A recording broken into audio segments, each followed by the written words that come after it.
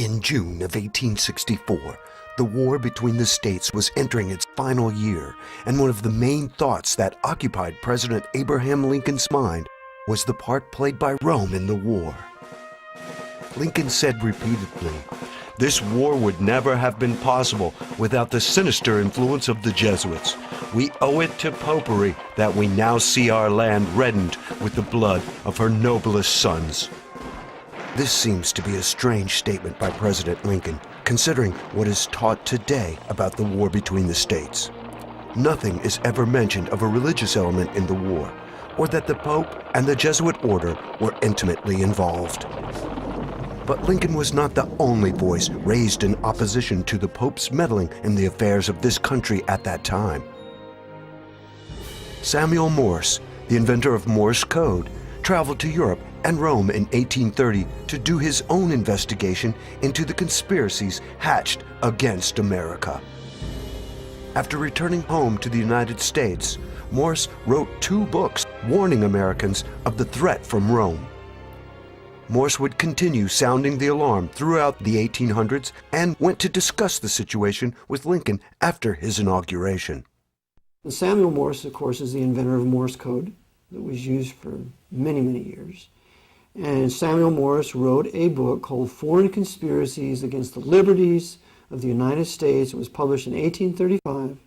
And he shows in that book that the Holy Alliance and the Loophole Foundation out of Austria, controlled by the Jesuits, and the Jesuits themselves were the agents to overthrow the liberties of the United States, the Federal Republic of the United States, and to replace it with a papal centralized government as the Vatican is run. But today, one looks around us to see U.S. presidents and congressmen and women groveling before the Pope. Lincoln's words would seem ironic. Consider this also. In April 2008, the President of the United States, George W. Bush, rushed out to meet the Pope at his plane. Does this not seem to be odd behavior? For the first time in history, a U.S. president went out to meet a religious leader, or for that matter, any leader, upon his entry into the U.S. No president in the entire history of the United States has ever greeted a foreign diplomat like that, ever. They wait until they're brought into Washington or something. They don't go out on the tarmac. This is a first.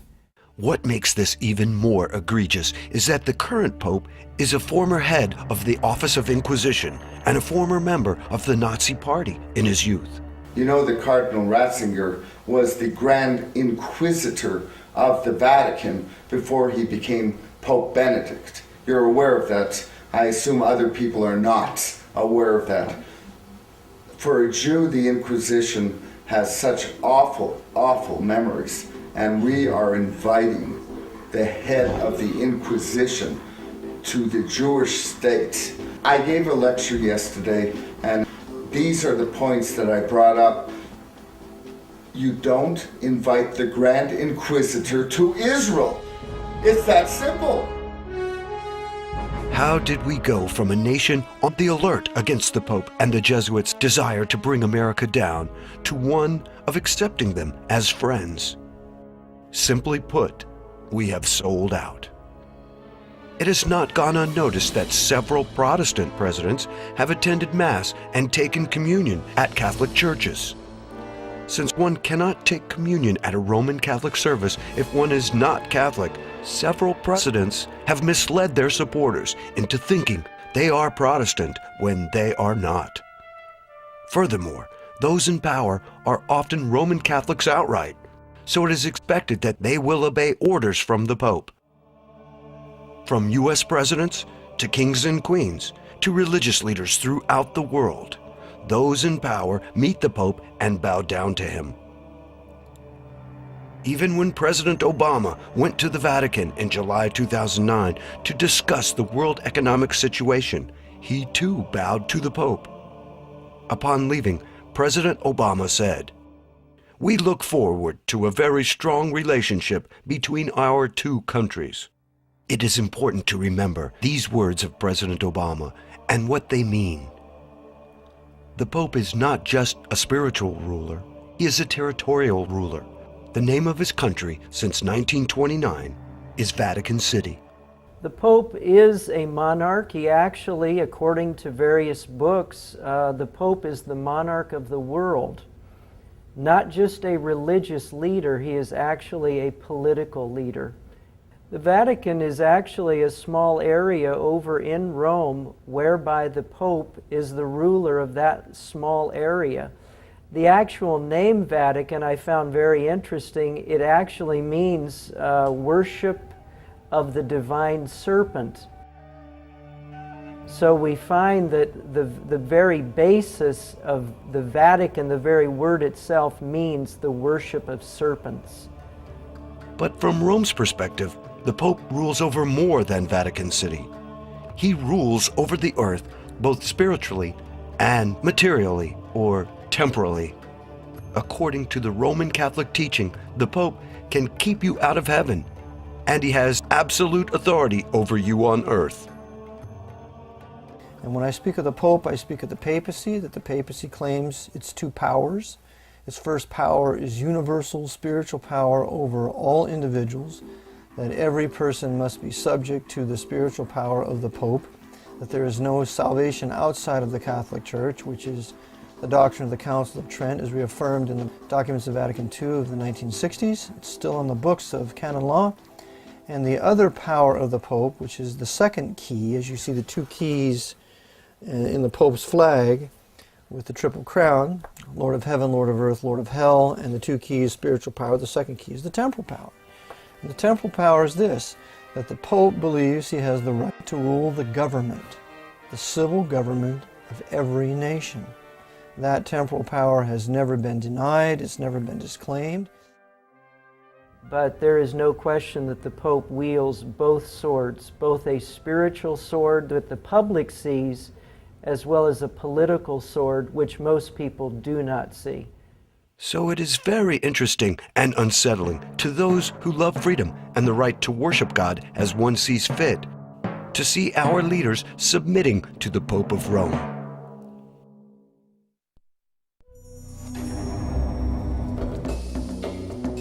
Now let us revisit Lincoln's words. We have discussed the popes and the papacy, but what about the other group Lincoln mentioned? He spoke of the sinister influence of the Jesuits.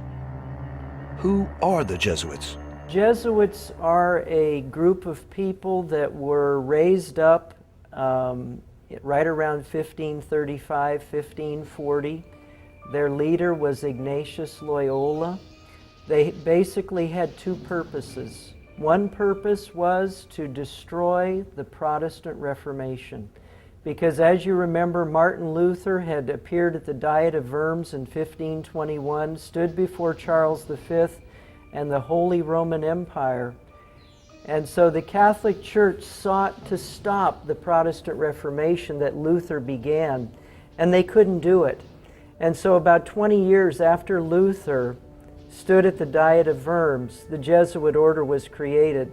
And one of their purposes was to destroy every vestige of the Protestant Reformation, both in the religious realm, in the political realm, and in the economic realm, because the Protestant Reformation not only affected the religious arena, it also affected the political and the economic arenas as well. That was one goal of the Jesuit order. The other aspect was to restore the supremacy and dominance of the Pope throughout the world. The Jesuit order has directed popes concerning policy, both foreign and domestic, since 1540, in particular, since the Council of Trent. The Council of Trent, indeed. It started in 1545. It went for the next 18 years. That doesn't mean that they stayed there for 18 years. They met in different places, but over that period of time, the various leaders of the Catholic Church and the newly formed Jesuit order would come together from time to time and discuss how the Catholic Church would respond to the teachings of the Protestant Reformation. Would they accept them, or would they completely reject them? So the doctrines that were being championed at the Reformations, the doctrines of grace, justification by grace through faith, justification by faith alone, sola scriptura, only the scriptures, by grace alone, through faith alone, etc., etc. No baptismal regeneration, that there is only salvation in Christ, that we do not participate in our salvation. It's not a joint effort of man and God, etc., etc., etc. All the doctrines championed by the Reformers were absolutely accursed and condemned and reprobated by the Council of Trent that the Jesuits really oversaw from 1545 to 1563. It was an 18-year council in the town of Trent, Italy, and that is the foundation of what we call the Counter-Reformation. And the Council of Trent laid out the focal point, the direction that the Catholic Church would go for the next 4 centuries. Basically, at the Council of Trent, they decided that tradition and what the church fathers of the Catholic Church taught would continue to be the sole authority in the Catholic Church. Now, of course, there's other aspects of that, other teachings that branch off from that, but that is the basic sum of the Council of Trent, that tradition would still rule the Catholic Church. The anathemas that they have come out with that came from the Council of Trent to destroy heretics, to destroy those who would uphold the Word of God, those still live today. That's correct. The papacy has not rescinded any of the curses set forth in the Council of Trent. In fact, the Council of Trent ends and says, "Accursed be all heretics! Accursed! Accursed!" Every pope has to swear to uphold the Council of Trent. And if you read the documents of Vatican II, put together by Abbot, it shows you right there that every pope must swear to uphold the Council of Trent, even though in the 60s, when they were calling heretics separated brethren, with that delusion and illusion, they still did uphold the Council of Trent, as well as all the former papal bulls condemning heretics and calling for kings to kill them out of their dominions, like the doctrines of Pius IV.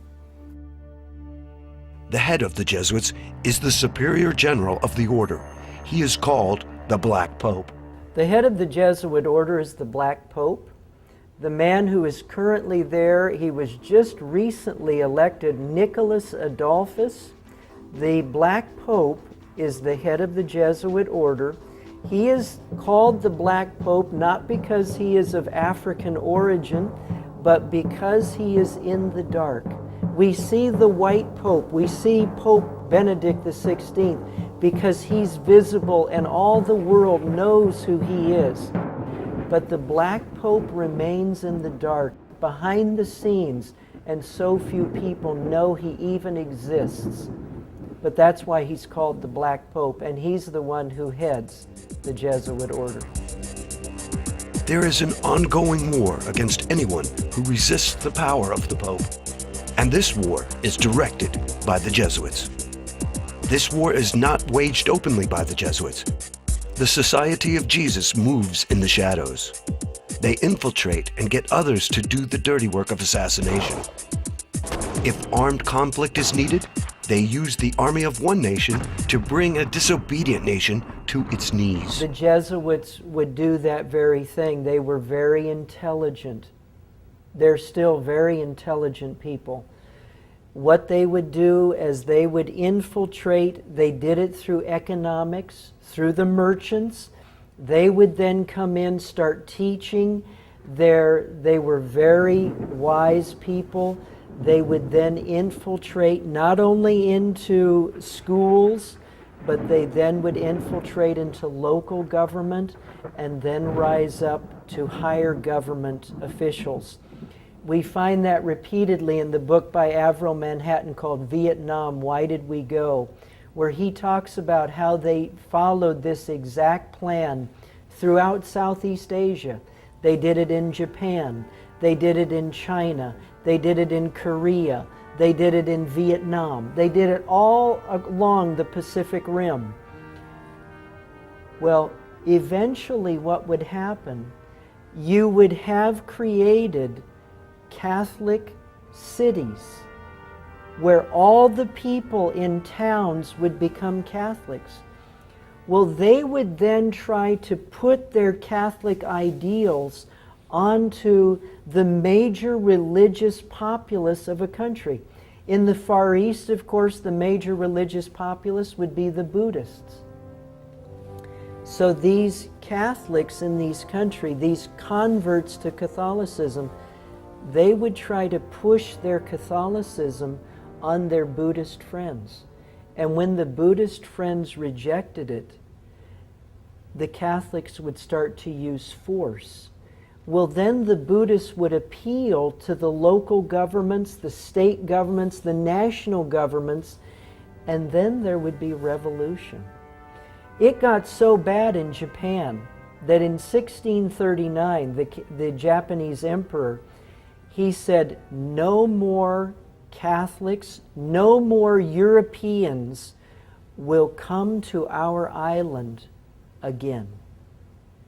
And that ban stayed there for almost 2 centuries. This happened throughout the Far East and in other countries throughout the world. Why has this assault on the non-Catholic world been ignored by most people, especially Protestant ministers? Billy Graham he didn't protest towards the latter part of his life. For the first part, I think he was solid when he first started. But along around the early 60s, his voice was silenced. Robert Schuller, Paul Crouch, Hal Lindsey, Pat Robertson, James Dobson, all of these men, they're not protesting. What they have become are agents of Rome. I remember back when I was starting my student teaching, I was teaching 7th grade history to young people talking about the Pilgrims and Puritans coming over to America. The book said absolutely nothing about why they were coming to America. And I was just reading, and I've got a book here called the Rothschild Money Trust, and also a book about the Rockefellers, the Rockefeller File by Gary Allen. But these people have set up trusts, and they have rewritten the history books. They have rewritten the history books so that the 7th grade history book that I was teaching out of said nothing about the Reformations. We have to remember that the papacy, specifically the Black Pope, controls all high-level Freemasonry. That includes the Pope's Masonic Jewish Zionist running his Kingdom of Jerusalem. That includes the top Freemasons in this country, especially the temple there in Washington, D.C. That includes all of your big evangelists. For example, Billy Graham is a 33rd degree Freemason. Now, I know the Billy Graham organization denies that, but it's still the truth, because we know, according to the honest 33rd degree Freemason who was truly converted to Christ when he believed the gospel and was saved by the grace of God, his name was Jim Shaw, that when he was inducted into the Order of the 33rd degree in Washington, D.C., he said there were 2 former presidents there on in that council, and one of them was Gerald Ford, a 33rd degree Freemason who pardoned Nixon, and the other was Jimmy Carter, 33rd degree Freemason. So there they are at the Grand Council. Another one was an international evangelist, which he later told others that it was Billy Graham, because the publisher refused to put Billy Graham's name in there. So Billy Graham was there. So Billy Graham is nothing more than the high-level Masonic shill for the papacy, which is also fraught with Freemasons if you read the book In God's Name by David Yallop.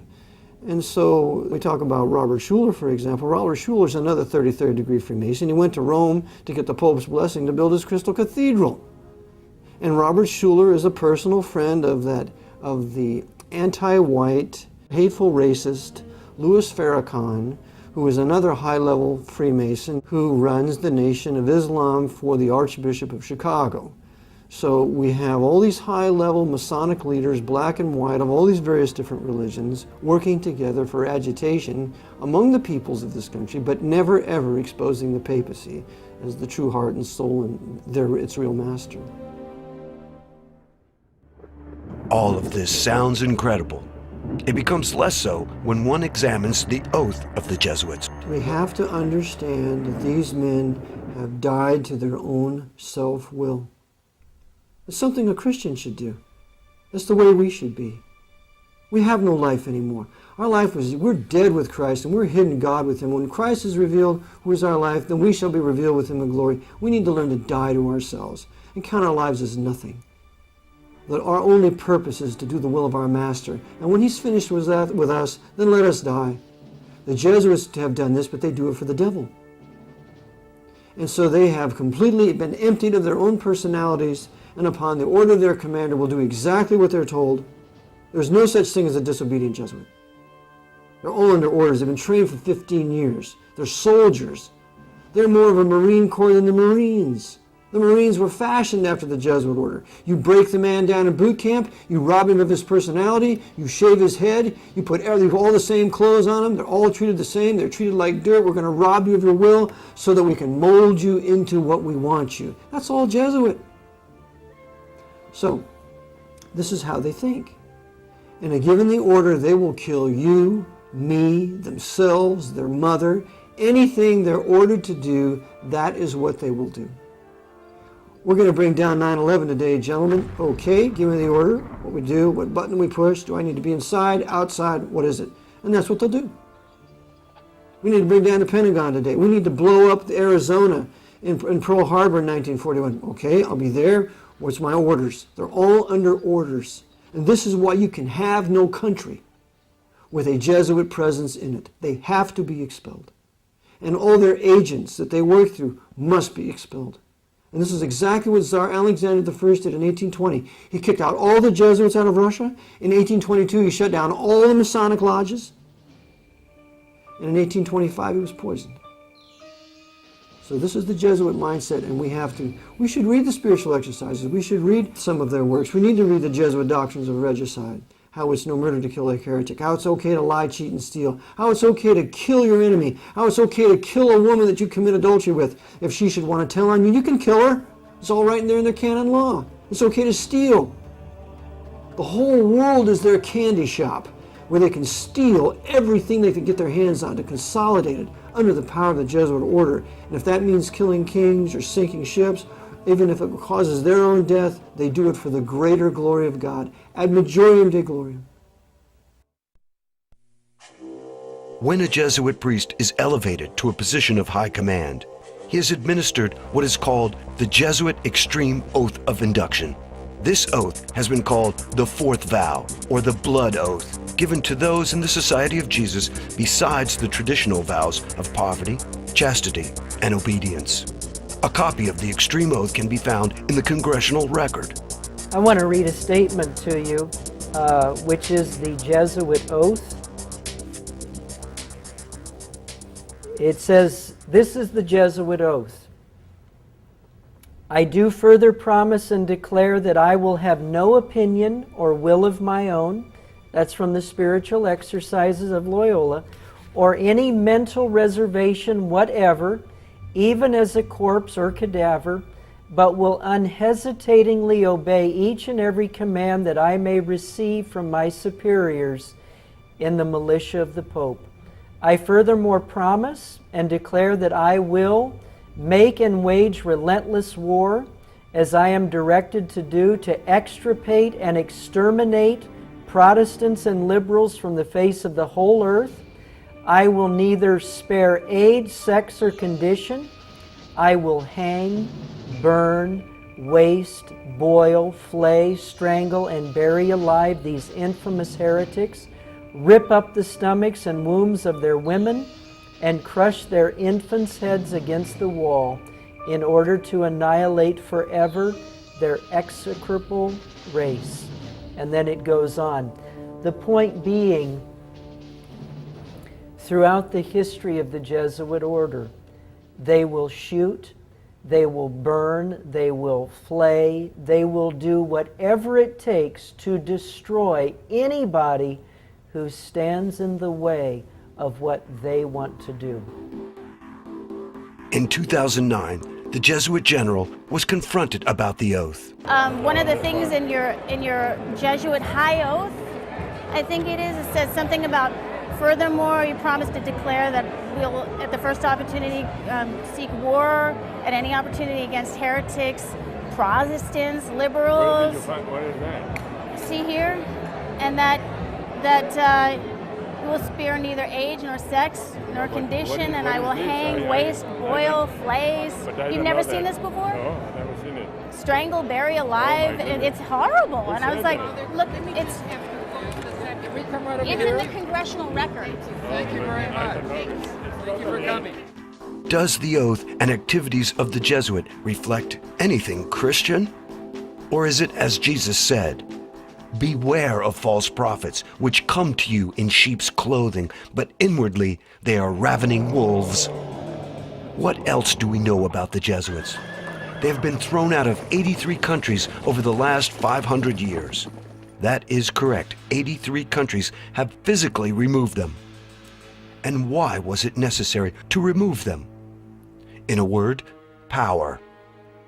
The Jesuits have throughout history sought to take over and control every country in which they reside. Since their beginning in 1540, the Jesuits' power grew until they controlled the papacy, the Roman Catholic Church, and many of the governments of the world. In 1773, all of that changed. One by one, countries began to expel the Jesuits from their borders. This culminated in the suppression or abolishment of the Jesuits in 1773. In that year, Pope Clement XIV officially disbanded the order forever. This providential act enabled a nation based on religious liberty to be formed, the United States of America.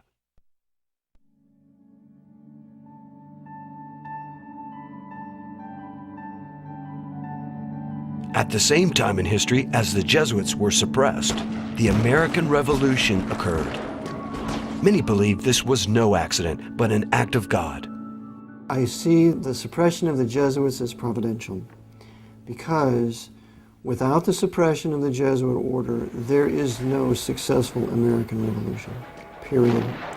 We have to understand that the Protestants and the Baptists of Europe had been persecuted in excess of 200 years, crying out to the Lord for some place to live where they could worship Him and seek His face and be obedient to His word.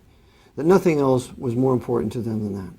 And so as a result, the Lord answered their prayers and opened up North America to them in the 1600s, but ultimately to get a government that would protect them in their rights of freedom of worship, freedom of press, freedom of conscience, freedom of self-defense, in what came to be the American Bill of Rights and then, of course, the U.S. Constitution. So without the suppression of the Jesuit order, there is no escape for us out of Europe into North America to start a free nation where we can worship God according to the dictates of our conscience.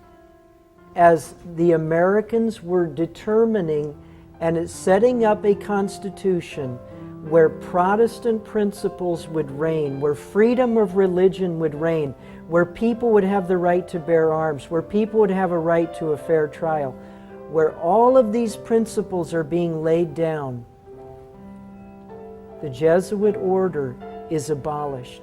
If the Jesuit order had not been abolished in 1773, and as they watched a Protestant country rising up in the Western Hemisphere, the Jesuit order would have used not only England, who they did use in the American Revolution, they would have used France, they would have used Spain, they would have used Portugal, because those were all Catholic countries.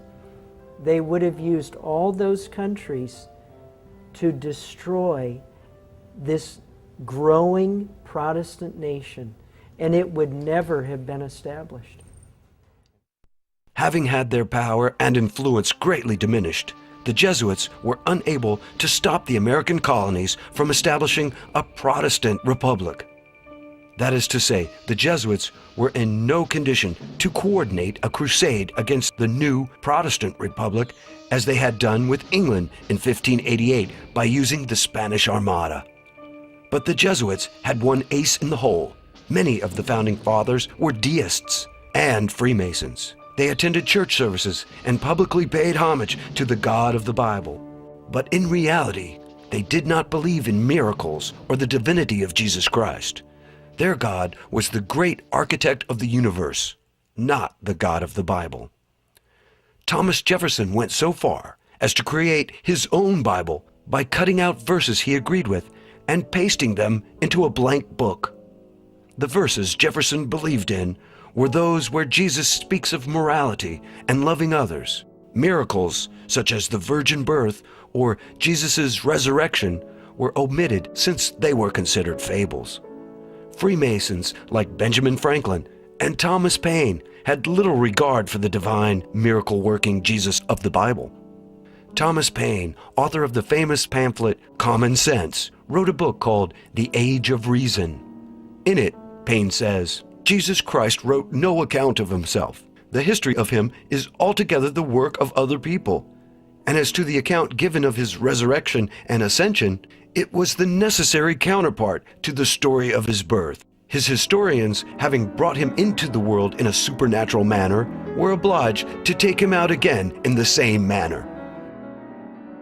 Thus, when it came time to create a document that would unite these colonies into one country, the Jesuits had an idea many preferred. It was called religious liberty. The First Amendment to the Constitution would allow all religions to exist in America, not just religions based on the Protestant Bible. In the new American Republic, Roman Catholicism was allowed to coexist with the Protestant denominations, as well as the deistic Freemasons. But most importantly, the Roman Catholics were allowed to vote just like any other citizens. This was key, as we shall see later on. For as their numbers increased, Roman Catholics could put in power other Roman Catholics, or those who were sympathetic to them, and change the nation from within. After the Revolutionary War, voting rights of Catholics did change. We know that one of the signers of the Constitution was a Roman Catholic. There was only one, Mr. Carroll, but nonetheless it made it look like a place for Roman Catholics to come, as well as Protestants to have religious liberty, which is absurd. The Roman Catholic people had been used by the priests to kill us for centuries, and so why not stay in Europe?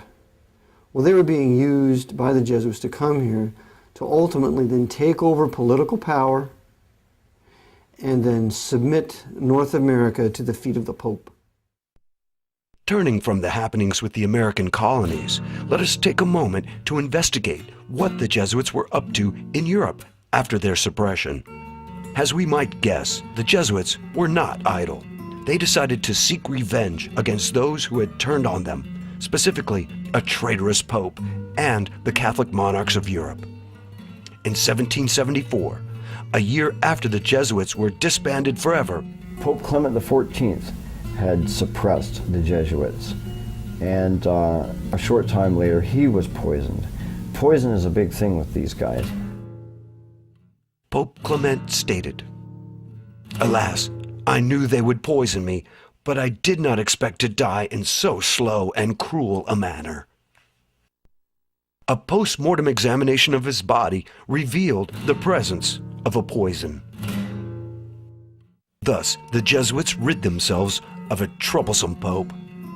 The vendetta on the Catholic monarchs of Europe was approached in a less obvious manner. Cleverly, the Jesuits determined not to act in their own name, but decided to work through front groups and to have them take the blame for their revenge. In this way, the Jesuits would continue to appear to be disbanded and innocent of any involvement in the matter. The first front group the Jesuits used was called the Illuminati. The Illuminati was organized in Bavaria by a Jesuit professor, Adam Weishaupt, on May 1, 1776, just 3 years after the Jesuits were disbanded. Many sources only casually mention that Weishaupt was a former Jesuit, and they usually state he was an ex-Jesuit. In reality, Weishaupt never left the order. As for the order itself, it never was truly disbanded. In Bavaria, when the Illuminati was founded in 1776 by Adam Weishaupt, Weishaupt was used by the Jesuits then to continue the work of the Jesuit order under another name. Weishaupt never repudiated the Jesuits. That's a lie of many, many conspiratorial historians controlled by the Pope. They want to create this dichotomy between the Illuminati and the Jesuits. Never fall for it. Weishaupt was operating under orders from a superior. Ritchie at the time was the general, then later another superior. But Weishaupt then enters into an alliance with the House of Rothschild.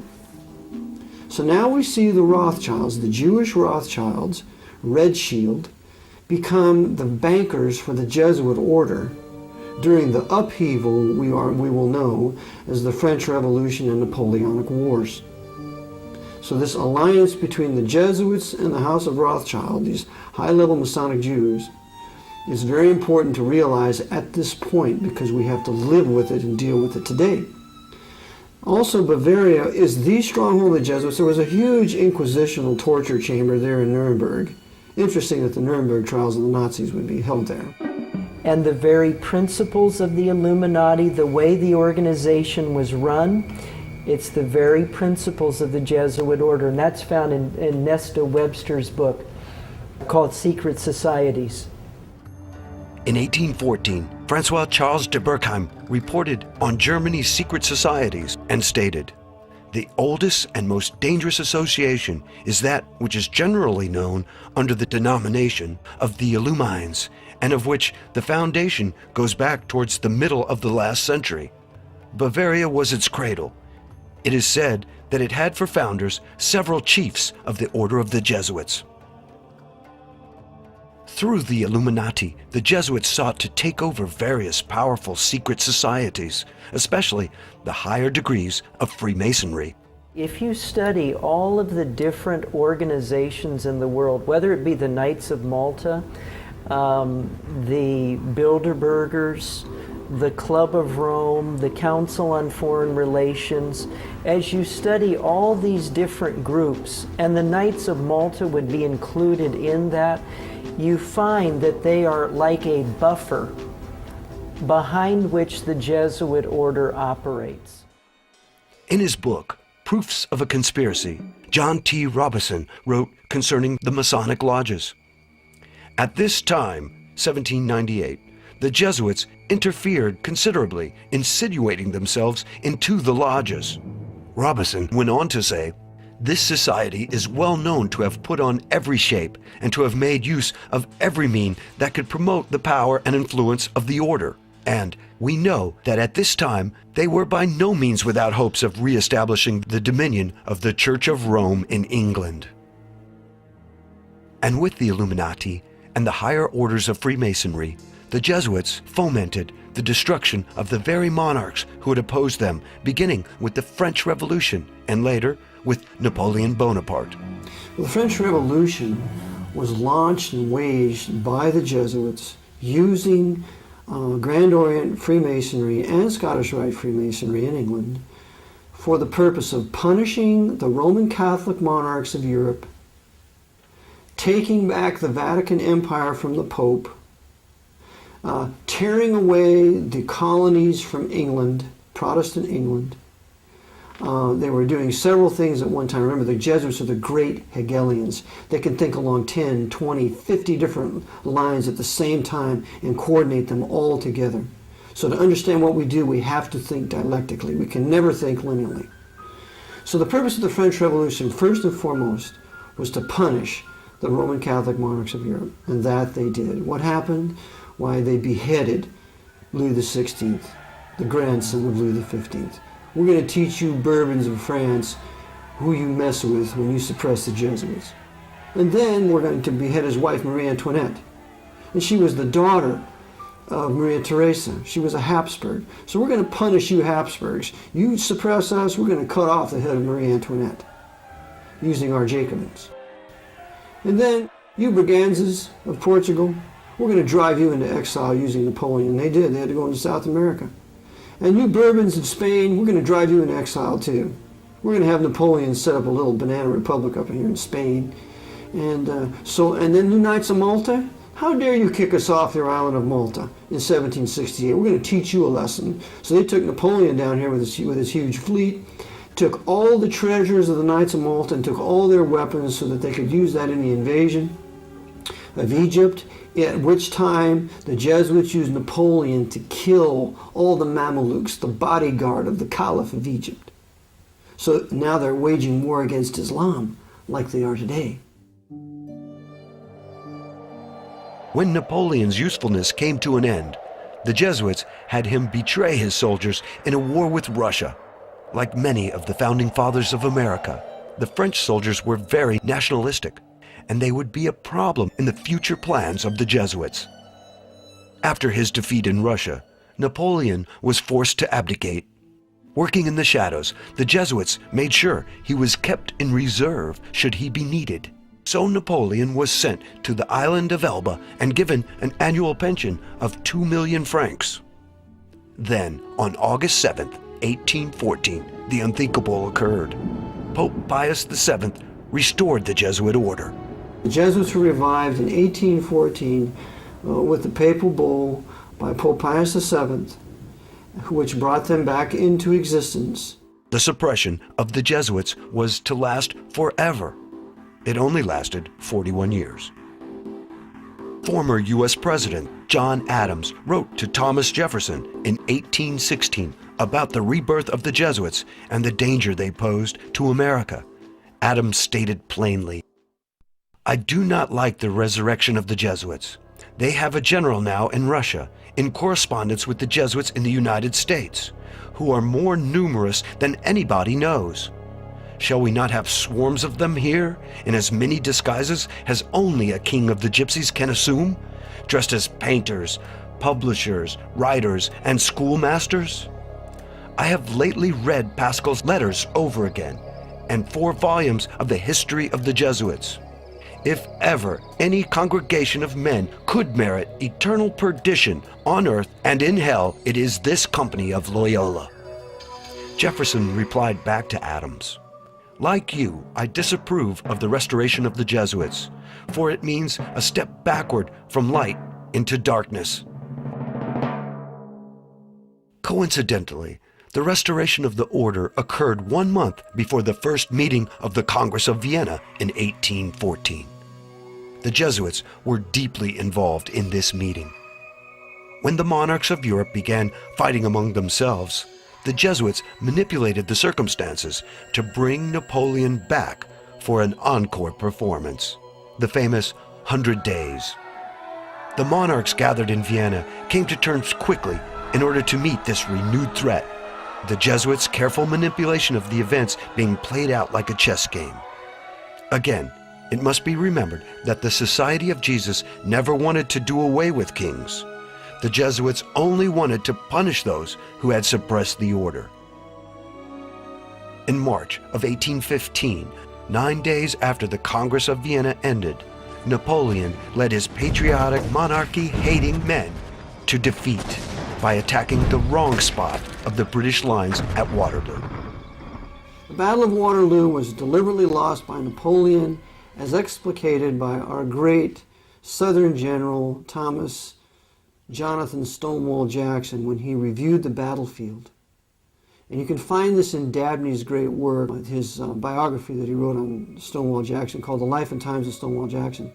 And when Jackson went there, he said, Napoleon attacked from the wrong position. He should have attacked over here. And that's exactly what happened. Napoleon deliberately sacrificed his army at Waterloo so that there would be the least amount of true patriots in France to resist the return of King Louis XVIII into France, who immediately restored the Jesuits and restored the Inquisition. Having no further need of Napoleon, the Jesuits made sure he was sent far away to the island St. Helena in the South Atlantic. While there, he was poisoned and died in 1821. In his memoirs, Napoleon maintained his loyalty to the Catholic Church, but had this to say about the Jesuits. The Jesuits are a military organization, not a religious order. Their chief is a general of an army, not the mere father abbot of a monastery. And the aim of this organization is power. Power in its most despotic exercise, absolute power, universal power, power to control the world by the volition of a single man.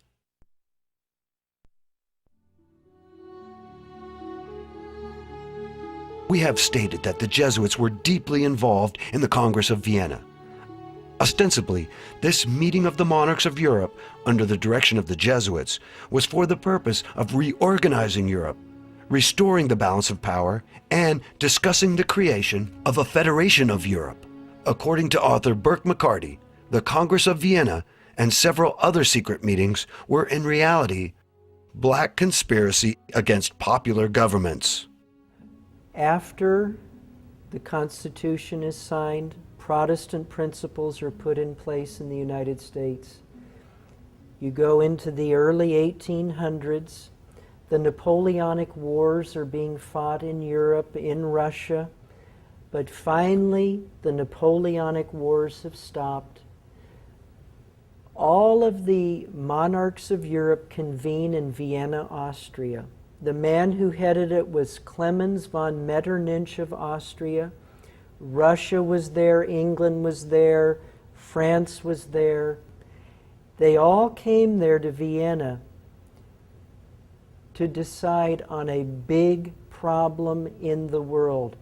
There were governments of the people, by the people, and for the people that were being established.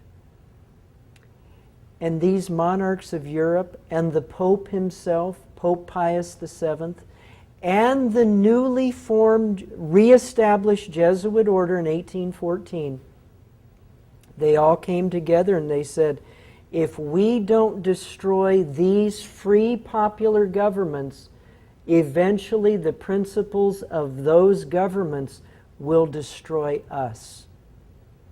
So at the Congress of Vienna, it was voted that they would pursue the destruction of any free governments in this world. And in 1814, the one government that was the thorn in their side was the United States of America. 8 years after the Congress of Vienna, the same parties met in Verona, Italy, for a second meeting to discuss the United States of America and the threat of popular governments. For posterity's sake, on April 25, 1916, Senator Robert L. Owen of the United States Congress entered into the congressional record the secret Treaty of Verona that was signed by the monarchs of Europe. These kings of Europe, under the control of the Pope, called themselves the Holy Alliance. The first article stated, "The high contracting powers engage mutually in the most solemn manner to use all their efforts to put an end to this system of representative governments." The third article gave special thanks to the Pope for what he has already done for them and solicit his constant cooperation in their views of submitting the nations. Now, the Treaty of Verona was an agreement between the Catholic monarchies of Europe and the Vatican to destroy the concept of representative government worldwide. Samuel B. Morse shows conclusively that Metternich and the Jesuit order and Pope Pius VII, they all agreed that the way that they would destroy the United States would be by sending as many Catholic immigrants to the American shores as they possibly could. So thousands and thousands of Catholics were sent to the United States. Thousands and thousands of Catholic priests and many Jesuit coadjutors were sent to America to take over and destroy this government. The treaty was signed on November 22, 1822 in Verona, Italy, by Metternich of Austria, Chateaubriand for France, Bernstedt for Prussia, and Nesselrode for Russia. After reading the secret treaty, Senator Owens pointed out that the threat under the secret Treaty of Verona to suppress popular governments in the American republics is the basis of the Monroe Doctrine. This secret treaty sets forth clearly the conflict between monarchical government and popular government, and the government of the few as against the government of the many. Because of the congresses at Vienna and Verona in 1814 and 1822, there was an English statesman who was at both of those meetings. His name was Lord George Canning. And in Burke McCarty's book called The Suppressed Truth About the Assassination of Lincoln, it says in there that George Canning warned the United States government as to what was going on. Canning was in contact with a man by the name of John Quincy Adams, who was a congressman at that time. He wrote to Adams, he said, "The monarchs of Europe, the Pope, and the Jesuits are planning to destroy America." Quincy Adams took the information to the president at that time, a man by the name of Jim Monroe. We know him as James Monroe. James Monroe took the information, wrote to a former president who was still alive at that time. The man's name was Tom Jefferson, who was in retirement at Monticello. Jefferson wrote back to Monroe and he said, "This is the greatest affront to America since the Revolution." He said, "We need to do everything we can to oppose and stop this holy alliance set up by the monarchs of Europe, the Pope, and the Jesuit order." In his letter to Monroe in 1823, Jefferson said he did not want to pass up an opportunity of declaring our protest against the atrocious violations of the rights of nations by the interference of anyone in the internal affairs of another, so flagitiously begun by Bonaparte and now continued by the equally lawless alliance calling itself holy. America's response to these two congresses was James Monroe's State of the Union address called the Monroe Doctrine, where he told the powers of Europe, he said, "You stay over there, you fight your wars in Europe, we'll stay over here. If you ever colonize in the Western Hemisphere, we will consider it an act of war." That was the Monroe Doctrine. But in our history books today, we read nothing of the role of the Pope and the Jesuit order to destroy America. Nothing is in our books today to that effect. But that's why the Monroe Doctrine was written. The Jesuits convened a meeting in Chieri, Italy in 1825 to discuss tactics for dealing with the Protestant nations. Unknown to the 13 Jesuits gathered for this clandestine meeting, a young novice named Leone was in the adjoining library. Leone could not believe his ears and began to take notes of what was being said for posterity. An English translation appeared in 1848. What Leone heard was no less than the Jesuit plan for world domination and the destruction of heretics, especially the heretics in Protestant America. As to the Jesuit plan for world government, you well know that what we aim at is the empire of the world. As to their plan for working in secret, let us prefer a secret war, which, though less brilliant, is more sure to bring us the advantage. Let us shun too much light.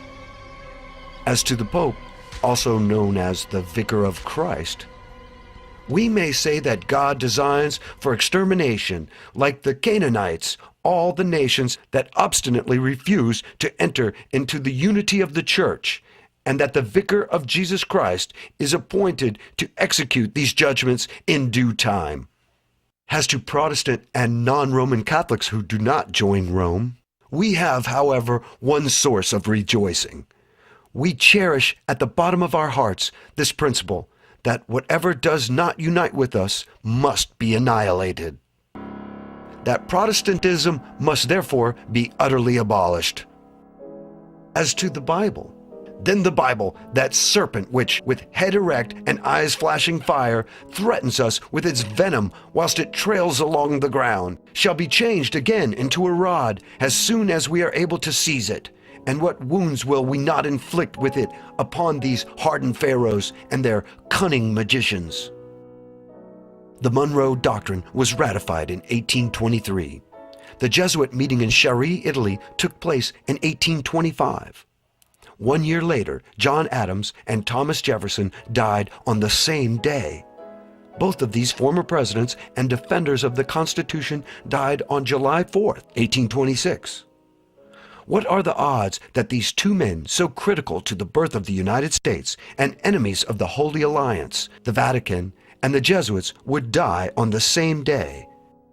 The day they died was the 50th anniversary of the adoption of the Declaration of Independence. Autopsies were not performed on the former presidents, and it was assumed that they died of natural causes. Another strange coincidence would be the death of James Monroe on yet another 4th of July in 1831. Monroe left office in 1825 and supposedly died of tuberculosis 6 years later. It should be noted that the symptoms associated with arsenic poisoning, difficulty in breathing, dryness and tightness of the throat, seizures, and burning pain, are similar to those of tuberculosis.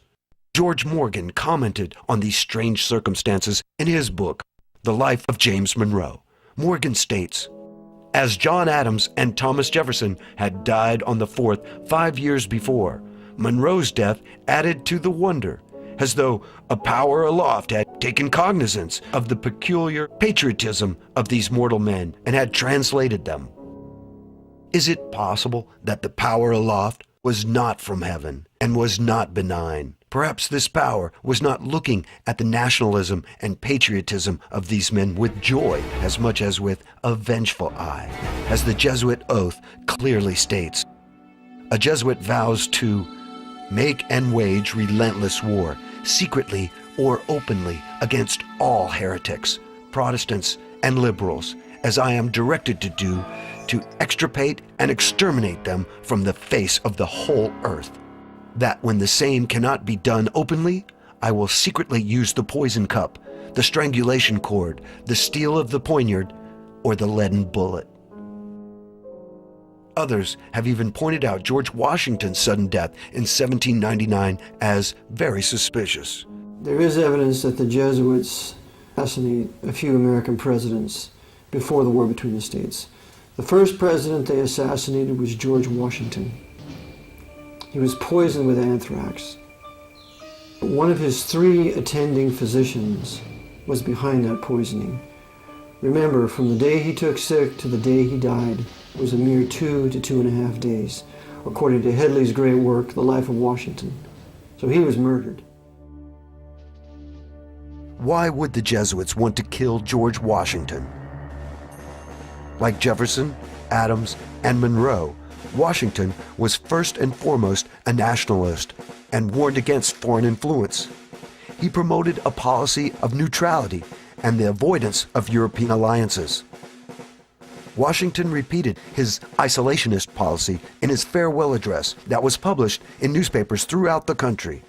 Washington wrote, "It is our policy to steer clear of permanent alliances with any portion of the foreign world." Besides this admonition to avoid foreign alliances, Washington loudly declared America should keep itself free from foreign influence.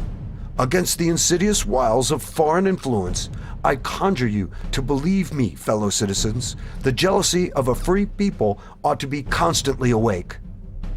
In addition to these publicly expressed opinions, Washington had acted swiftly to put down the Jacobin-inspired Whiskey Rebellion in 1793 with 15,000 troops.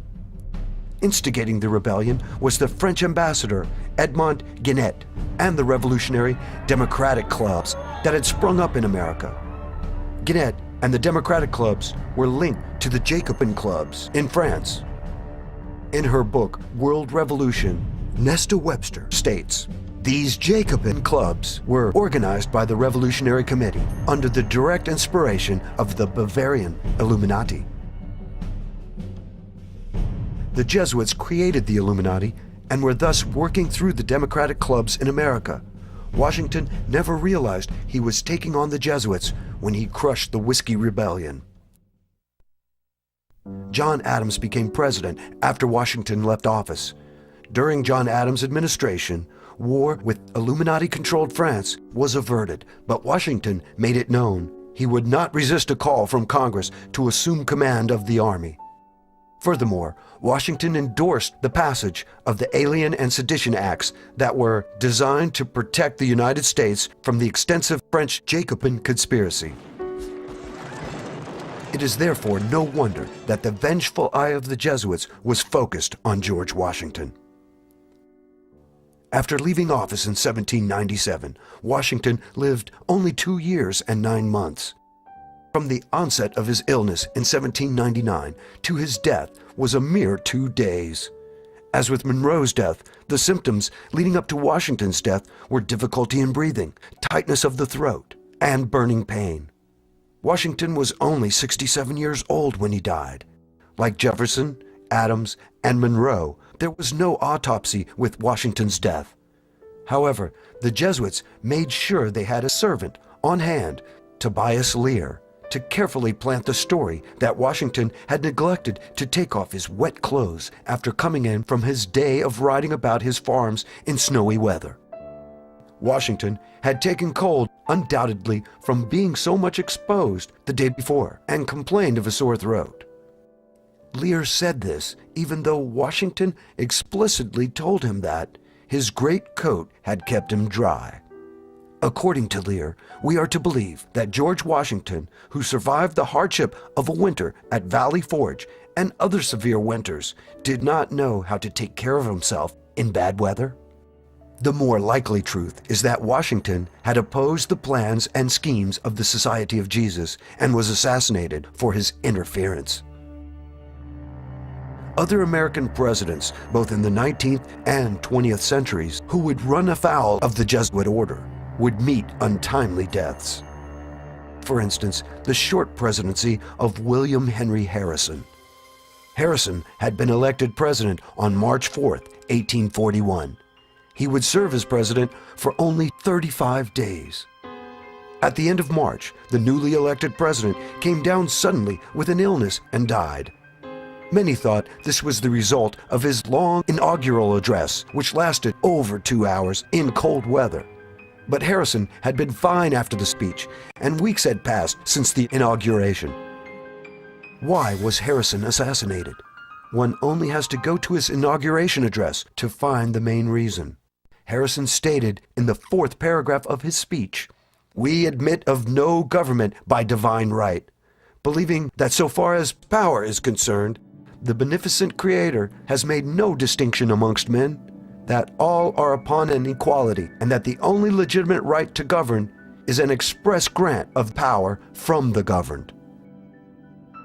Like other leaders in the past, Harrison was thumbing his nose against the Holy Alliance, who practiced the divine right of kings to wield power as sanctioned by the Pope. Harrison was also unwilling to accept Texas, a slave territory, into the Union, which ran against the Jesuit plan of using the slave issue to agitate and divide the northern states from the southern states. Unlike Adams, Jefferson, and Monroe, the Jesuits did not wait for the 4th of July to eliminate the heretical President Harrison. Harrison was poisoned at the end of March and died on April 4, 1841. Vice President John Tyler succeeded Harrison as president. The annexation of Texas was accomplished in 1845 under the watchful eye of the new president. Another president who died suddenly in office was Zachary Taylor. Taylor was elected president in 1848. Taylor was a Southern slaveholder who did not want to see slavery extended to any more areas of the country. Like Washington, Taylor was devoted to the Union of the American States, was very popular, and was a military man. Another crisis over slavery occurred by the Jesuits in 1850. A compromise was being pushed to avert a split in the Union. Taylor did not like the compromise being worked out in Congress. On July 4th, 1850, Taylor attended the groundbreaking ceremonies for the Washington Monument. He was fine upon returning back to the presidential mansion. Then he became ill after eating some raw fruit that some say was a bowl of cherries. A violent fever came upon him. Senator Benton commented that the violent attack commencing soon after his return to the presidential mansion. Old Rough and Ready frustrated his assassins and managed to fight the poison for 5 days and avoided the 4th of July curse. President Taylor died on July 9th. The Jesuits removed a strong, unifying leader and replaced him with a more malleable president in Millard Fillmore. Fillmore signed the compromise in 1850, just 2 months after Taylor's death. As the Jesuit agitation of the American states was reaching its climax in the 1850s, a trial occurred in 1855 at a courthouse in Illinois that would bring 2 faithful men together. These 2 men would join forces to fight the Jesuits. The first was a rebellious Roman Catholic priest by the name of Charles Chiniquy. The second was a lawyer by the name of Abraham Lincoln. Charles Chiniquy did not approve of the corrupt conduct of many of the priests he knew. These evil priests were drunkards, sexually promiscuous, and thieves, often stealing money and property collected from their parishioners. The priesthood in Chicago was very corrupt, morally and every other way. They were drinking heavily. They would go on these retreats and take up a collection between themselves, put it all in a pot, and go out and buy a lot of booze. And they also rented a lot of hookers. Apparently there was a lot of sexual deviance going on at the time as well. And he didn't like that, though, and he tried to change it. He quoted exclusively from the Bible, and his bishop just could not tolerate that. The heads of the Roman Church wanted Chiniquy to ignore these illicit and illegal activities. When he did not, Bishop Reagan of Chicago and another priest by the name of LaBelle arranged to have Chiniquy accused of rape. Chiniquy needed a good attorney. An attorney by the name of Abraham Lincoln was suggested. Abraham Lincoln had a team of other lawyers under him, right? It's like a regular defense team. Lincoln being one lawyer, a gentleman by the name of Stephen R. Moore was another lawyer. And that was a big court case at the time. It was the most important court case that Lincoln ever had in his entire legal career, as a matter of fact. But it's been buried by the Illinois government. The trial did not go well for Chiniquy. The general feeling was that he would be convicted. Local newspapers of the time, they speculated that Chiniquy was going to be found guilty. And that was being broadcast throughout the entire Catholic community at that time. Fortunately for Chiniquy, a witness came forward for the defense. Her name was Philomene Schwartz. Miss Schwartz had been in Father LaBelle's house the day the plot to frame Chiniquy had been concocted. Schwartz contacted Lincoln and agreed to testify. She caught the midnight train to Urbana and met up with Abraham Lincoln and explained to him exactly what happened. Once Bishop Reagan and Father LaBelle found out about the potential witness, they fled the city. The prosecution dropped the charges and Chiniquy was vindicated. As they left the courtroom, Charles Chiniquy was in tears. Lincoln says to him, "Why are you crying, Mr. Chiniquy?" He says, your enemies have fled and you're free to go. And he said, "I'm not crying for myself, Mr. Lincoln, I'm crying for you." He said, "Because I saw no less than 11 Jesuits with the sentence of death on their face today in this courtroom. And know for a surety they will kill you for what you have done." And Lincoln says, "Well, then let this be my death warrant," and he gives Chiniquy a bill for a mere $50. And then Lincoln sobers up and said, "It matters not where a man must die, but that he must die at the post of duty and honor." Chinnequih's words of warning to Lincoln would prove to be true. The conspiratorial hand of the Jesuits at work, a conspiracy to further their goal of a world under papal control.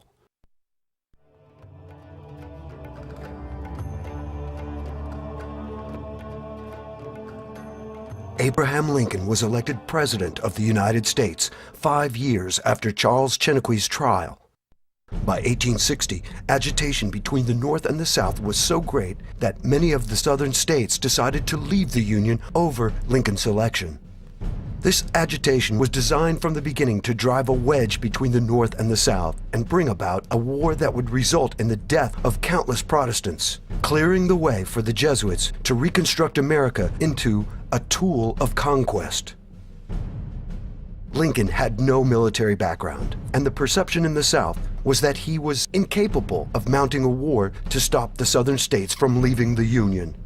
However, the Jesuits had studied Lincoln and knew he would be a very effective leader. In his own way, Lincoln would serve the Jesuit ends. Those ends were, 1, to kill Protestants who lived mainly in the South, and 2, to undermine the Constitution, especially the doctrines of state sovereignty and states' rights.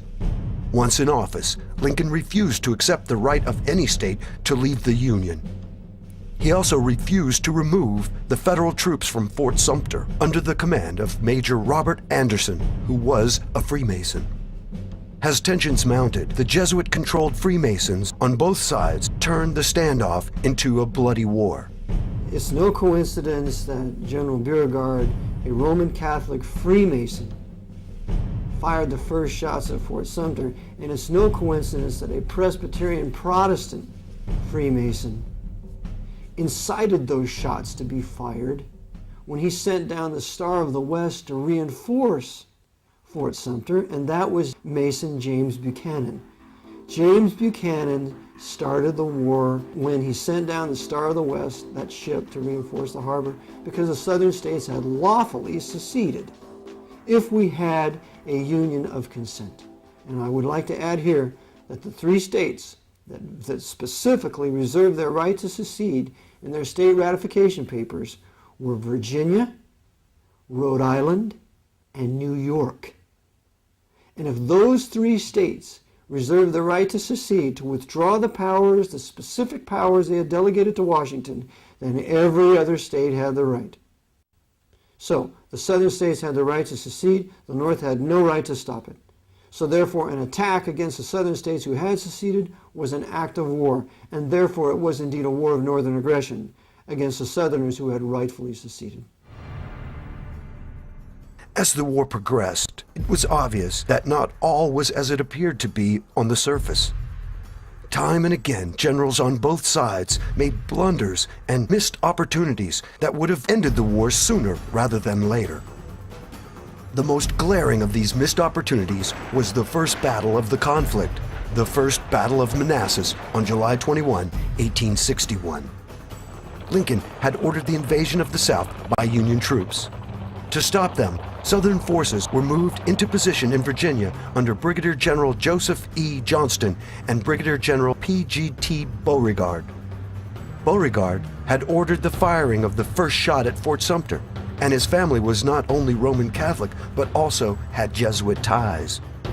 During the course of the battle, the Confederate forces were beaten back until Colonel Thomas J. Jackson stood his ground against the invading Northern Army.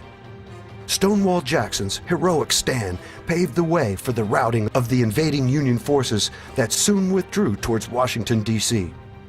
Incredibly, the Southern commanders, Beauregard and Johnston, did not pursue the defeated Union troops, although prompted by many, including Stonewall Jackson. Johnston and Beauregard let the defeated Northern troops escape. If they had pursued the Northern Army, the South would have annihilated their enemy and ended the war in a few days.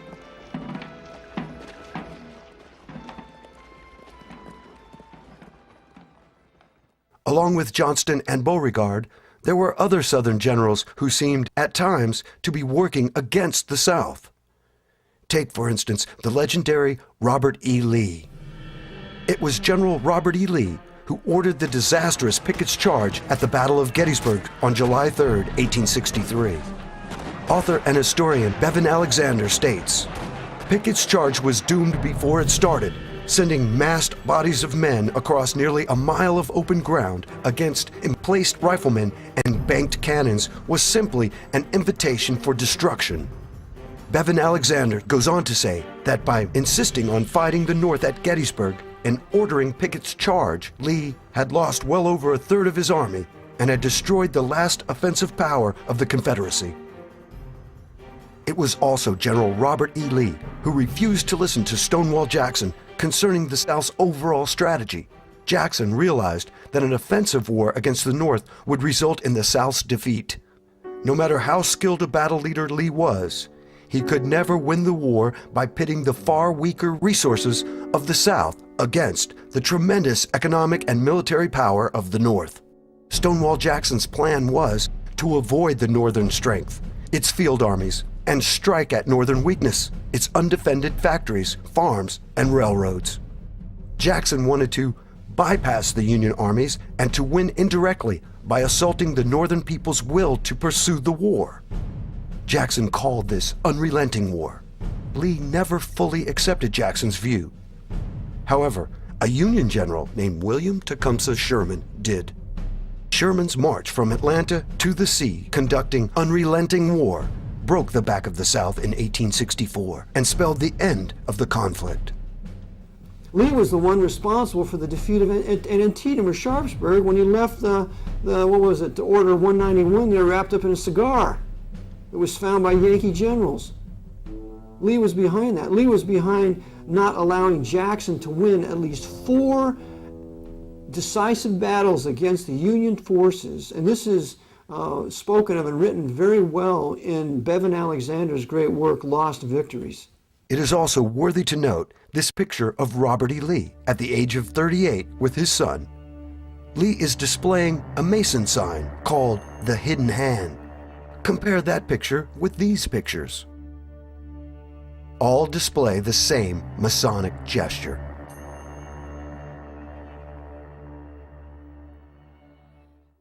That the Jesuits had infiltrated Freemasonry in the late 1700s and had taken control of the leadership of this secret society was unknown to Freemasons serving in both the Northern and Southern armies.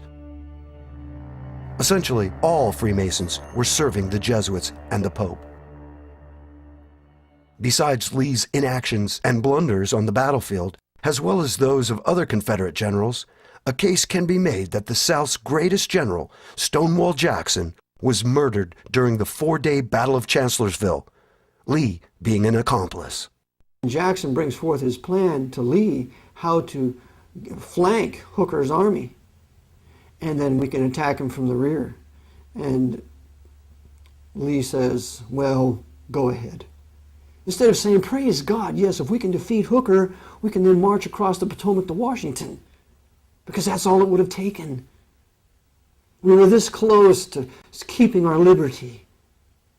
But because Lee is in cahoots with Hooker, and there are Jesuits who are observers on the battlefield, as there were at Gettysburg, an arrangement is made between Lee and A.P. Hill, because A.P. Hill hated Jackson's guts. Jackson had A.P. Hill arrested. This is General A.P. Hill.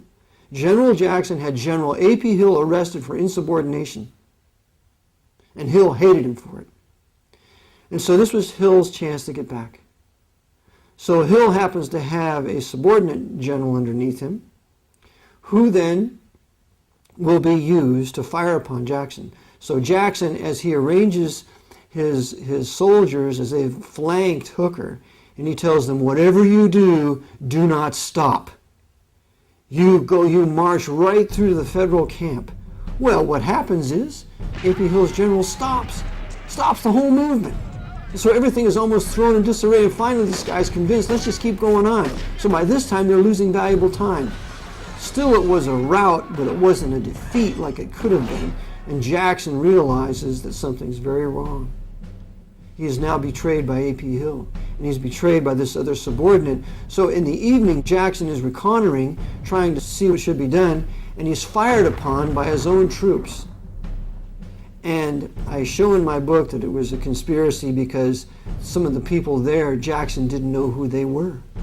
They were Confederate officers, and Jackson never seen them before. So Jackson is wounded, but it's not mortal. He's bleeding, but he's bleeding severely. But what happens is that Major McGuire, the doctor, is called to his assistance. Well, the doctor then takes him off the way from the battlefield and amputates the arm, and his left arm, and Jackson is beginning to recover, but Lee orders him to be taken away from the battlefield by this doctor. And Jackson said, "Our men need our doctor. Why deprive our hurting, dying men of this valuable doctor? I'm getting better."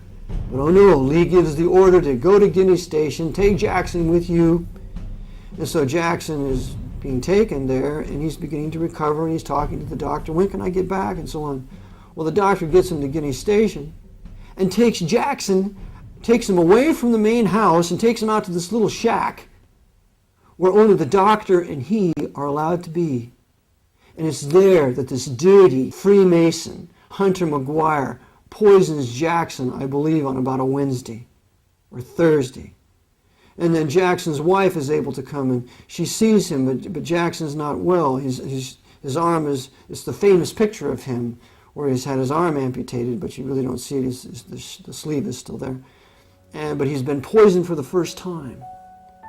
And then Friday or Saturday, he's given the final poisoning, and he can't survive. And so the doctor poisons him, and his wife Julie is pleading for him. "Doctor, isn't there any more you can do for him?" And so he dies. And with the death of Jackson, the poisoning of Jackson, then this very same wicked Hunter McGuire poisons Jackson's right-hand man, who's also a preacher, Sandy Pendleton, Colonel Pendleton. He poisoned him too. So the Jesuits are busy using this doctor to get rid of the true Southern Confederate leadership, Lee being a party to all of this. Like many others, Stonewall Jackson was getting in the way of Jesuit plans and had to be eliminated.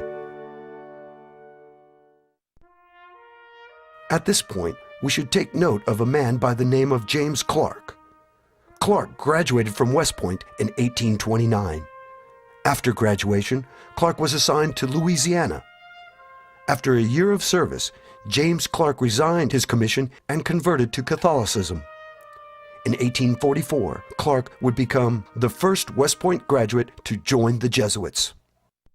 Clark went on to teach mathematics and science at Georgetown University, and he became the president of Holy Cross.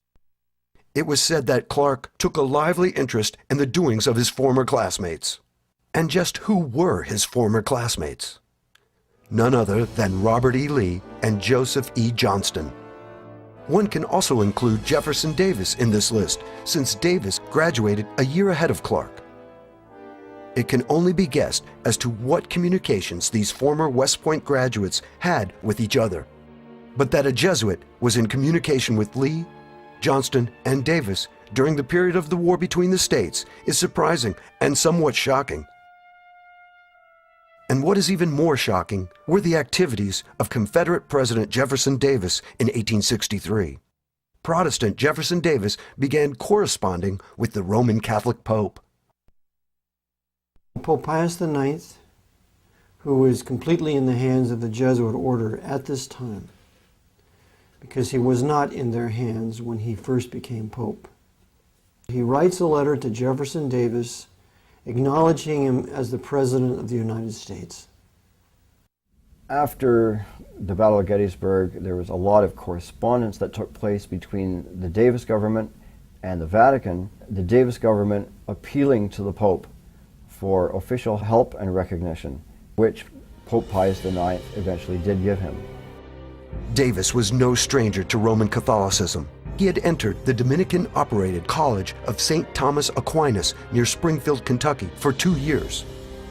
He was the only Protestant student at the school.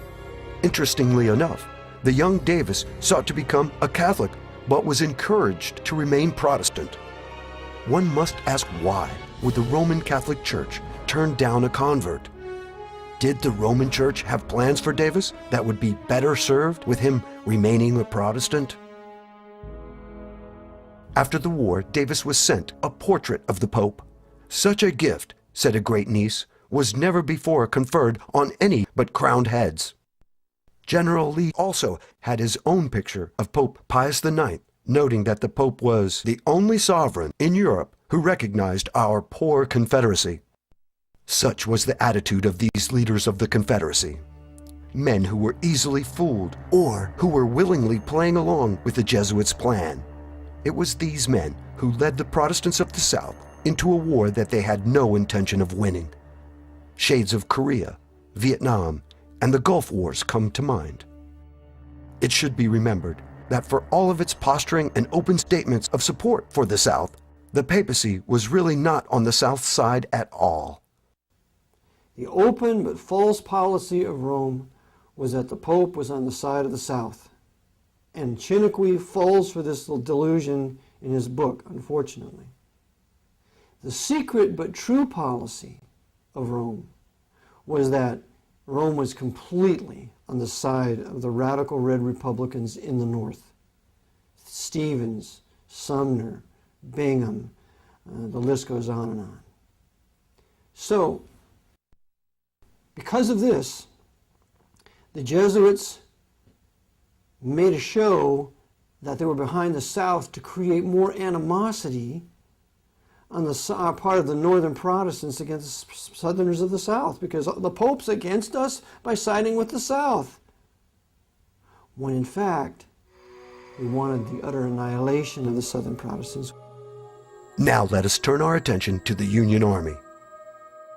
What was true with the Southern generals, Lincoln, to his dismay, discovered was also true with his Northern generals. They had allegiances to others besides the Union and Lincoln. General George McClellan failed to employ his vastly superior forces to defeat Confederate General Lee on numerous occasions, the most famous of which was at the Battle of Antietam. Historian James M. McPherson has pointed out that the 2 corps of troops McClellan kept in reserve were in fact larger than Lee's entire force. The reason for McClellan's reluctance to put his reserve into the fight was that, as in previous battles, he was convinced he was outnumbered. It should also be pointed out that McClellan was a Freemason. The question has to be asked, who was McClellan really listening to, Lincoln or the Jesuit superior general? Earlier, we noted General Lee's disastrous orders to General Pickett at the Battle of Gettysburg. At the same battle, Union General George Meade allowed General Lee to escape. Meade was a Roman Catholic. And after Gettysburg, Lee is allowed to escape because a Jesuit then rides into the camp of Roman Catholic General Meade. And Roman Catholic Meade refuses to pursue Lee's army and captures only one gun, when the South could have been defeated right then and there would not have been the rape, pillage, and plunder from 1863 to 65. There would not have been the destruction of General Sherman from Atlantis to Savannah. There wouldn't have been the burning down of Protestant Columbia. The 4 Protestant states of the South that were to be destroyed and plundered were Georgia, North and South Carolina, and Virginia. Those are the states that were plundered. New Orleans was under Butler the Beast, but Roman Catholic Louisiana was not persecuted. But it was those 4 key Protestant southern states that were made war upon. That would not have happened had Lee not been allowed to escape. And Chiniquy writes of this in his book, when the Jesuit rode into the camp and spoke to Meade. So it was a war against the white Anglo-Saxon Protestant Baptist people of the South, perpetrated by not only the generals of the North, Grant and Sheridan and Sherman and all those despicable criminals with their federal banditti and their Roman Catholic Irishmen that they brought over here to steal everything they could steal off the southern plantations and to rape the black southern women that were slaves. It was a general rapine, so bad that many of the black men took their women into the swamps and to deliver them from this Yankee pillage. It was a complete and total grand theft and larceny of the Southern people. In spite of the treacherous behavior on both sides, on April 9, 1865, General Robert E. Lee surrendered his Confederate Army to General Ulysses S. Grant at the village of Appomattox Courthouse in Virginia. 2 days later, on April 11th, Lincoln made a speech discussing post-war America. In the speech, Lincoln spoke in a conciliatory manner toward the Southern states. Let us all join in doing the acts necessary to restoring the proper practical relations between these states and the Union, they never having been out of it. These words, taken with the amnesty for all Southerners that Lincoln had proclaimed in November of 1863, show us that the President was not looking for further reprisals or punishments against the South. However, Rome and the Holy Alliance wanted no amnesty for the South. And going back to the hated Constitution with states' rights and freedoms derived from the Bible. Lincoln had served his purpose. It was time for his removal. Lincoln was a useful tool, thinking he was actually saving the Union because he wanted to restore the Southern states on the same footing they had left the Union, which would have frustrated the purposes of the Jesuit order by making a consolidated empire out of all the states. To ensure total chaos, the Jesuits decided Lincoln would not be the only target. So they came up with this plan to assassinate not just Abraham Lincoln, but the entire government. The South had lost the Civil War, so they were going to take out Abraham Lincoln, Vice President Andrew Johnson, the head of the Northern Army Ulysses S. Grant, and the Secretary of the State William Seward, all in one night. On April 14th, 1865, only 5 days after Lee's surrender, the conspirators struck. Abraham Lincoln was shot while watching a play at Ford's Theater. He died the next morning, April 15th, at 7:22 a.m. Secretary of State Seward was attacked at his home. The assassin, Louis Payne, repeatedly stabbed Seward and escaped. Miraculously, Seward recovered from his wounds. Vice President Johnson's assassin, George Atzelrod, lost his nerve at the last minute and fled the scene. And General Grant avoided his assassin by leaving town earlier in the day to check on a sick friend. But who were these assassins? Most people know about John Wilkes Booth, the man who pulled the trigger and killed Lincoln. But few realize that most of the conspirators were Roman Catholic. Even Booth had converted to Catholicism. It's clear that John Wilkes Booth, while he was a member of the Knights of the Golden Circle, at the time he was plotting Lincoln's assassination, he was also meeting in the home of a very devout Roman Catholic woman by the name of Mary Surratt, right in Washington, D.C. And it was in her home that the plot to kill Lincoln was hatched. The Jesuits of Washington, D.C. put together the plot for the assassination. The Jesuit power behind that plot was Bernardin F. Wiggett. Jesuits, under the stream of an induction, they were not directly to be involved. They only were the elements, the intellectual element that will prepare this. The case of Abraham Lincoln. Abraham Lincoln, the president, was killed by the Jesuits of Rome, but there was no a Jesuit there involved directly. Nevertheless, was the Jesuit who prepared the plot against his life and prepare and train those who were to kill him. They arranged it. Yes. To be sure, the assassins were also Southerners, but they were first and foremost Jesuit assassins and agents of the foreign dictator called the Pope. Among the conspirators was Mary Surratt's son, John Surratt. His tale leads to the very doors of the Papal Palace in Rome. 4 of them were eventually hung, and the rest were sent to prison for various lengths of time. Booth was killed in a barn, but the story around Surratt is absolutely amazing. Surratt, after the assassination, John Surratt escaped to Canada. Now, the Southern government had a kitchen cabinet based in Montreal. So that's the first place he went, was to Montreal. And who's in Montreal to meet this Surratt was 2 priests. And they squirreled him away for about 6 months. At the same time, the government is looking all over for this guy. It's like the biggest manhunt in U.S. history, and they can't find him. And here he is sitting in a little town outside of Montreal, being protected by priests. The Jesuits were behind this assassination. They controlled Surratt. Surratt called time outside of Ford's Theater. John Wilkes Booth does the shooting. The guard, the Secret Service guard, who's supposing to be guarding the entranceway to the booth of Lincoln, he just happens to leave his post. And he's never punished for it. So the assassination takes place. Surratt escapes to Canada. He's taken to Liverpool. He's taken from there to Rome. He enlists in the Pope's Zouave army. And in 1867, he's discovered through another Roman Catholic who reveals the truth about it. And he is then brought back to the United States and put on trial. He has 2 trials, and because Roman Catholics have more allegiance to their priests and the canon law than they do our country, when a Roman Catholic's on a jury, they can hang a jury and let the murderer go free, and that's exactly what happened to John Surratt.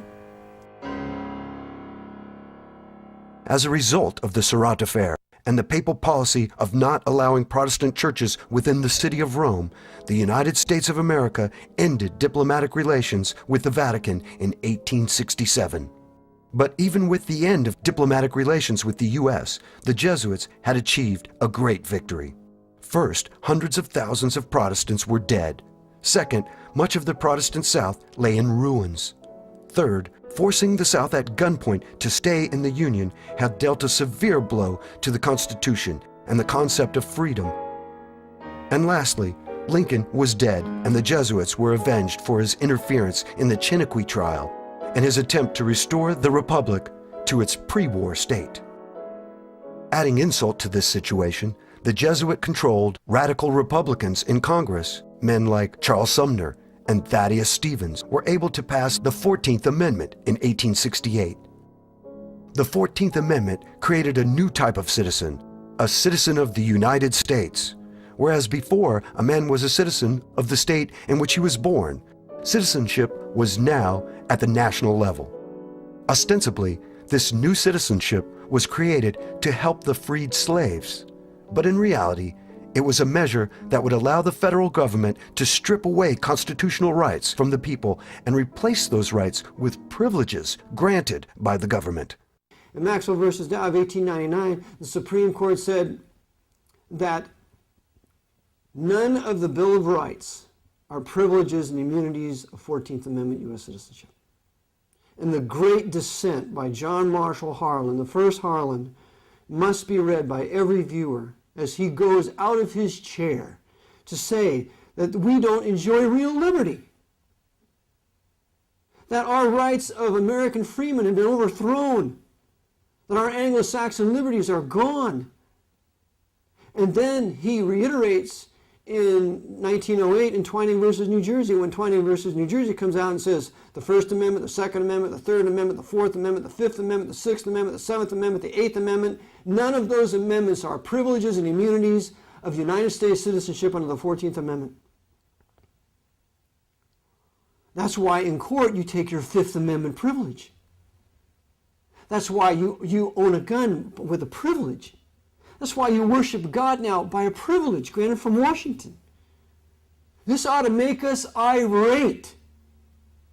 All we have is Soviet citizenship, but all of us are. Whites and blacks were all slaves of the Jesuits in Washington, D.C., and none of us have any absolute rights to limit the powers of Washington. The only thing that limits Washington's powers are the decisions of the Supreme Court. The Supreme Court's controlled by the Jesuits of Georgetown. You got 5 Roman Catholics sitting on it now.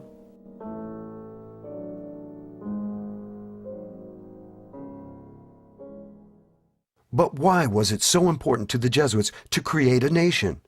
In his book, A Constitutional View of the Law of the Late War Between the States, Alexander Stevens tells us why. In Volume 2, Alexander Stevens tells us on page 650 the real reason of the 14th Amendment. Quote, consolidation and empire. That's the purpose of the amendment. Consolidation of the states and empire. That's why I call it the Pope's Holy Roman 14th Amendment, corporate fascist, socialist, communist empire created by this 14th Amendment. He goes on and says, they have not as yet openly denied the federative character of the government. However, in direct war upon its principles, their acts have been covertly aimed. This is an exceedingly important fact to be specifically noted and kept in mind. These monstrous reconstruction measures, with all their enormities and fatal tendencies towards ultimate complete centralism and empire, are still based upon the assumption that the states, as separate integral parts, constitute members of what is still, in words at least, acknowledged to be a federal union. All these bold usurpations of power are, upon their face, nothing but resorts to induce or to compel under duress the peoples of the several southern states to go through the forms of adopting the 14th Amendment as an additional article to the Constitution. So, he then concludes, no system of representative government can be long maintained by any people who have not the intelligence to understand it, the patriotism to approve it, and the virtue to maintain inviolate both its form and principles as established.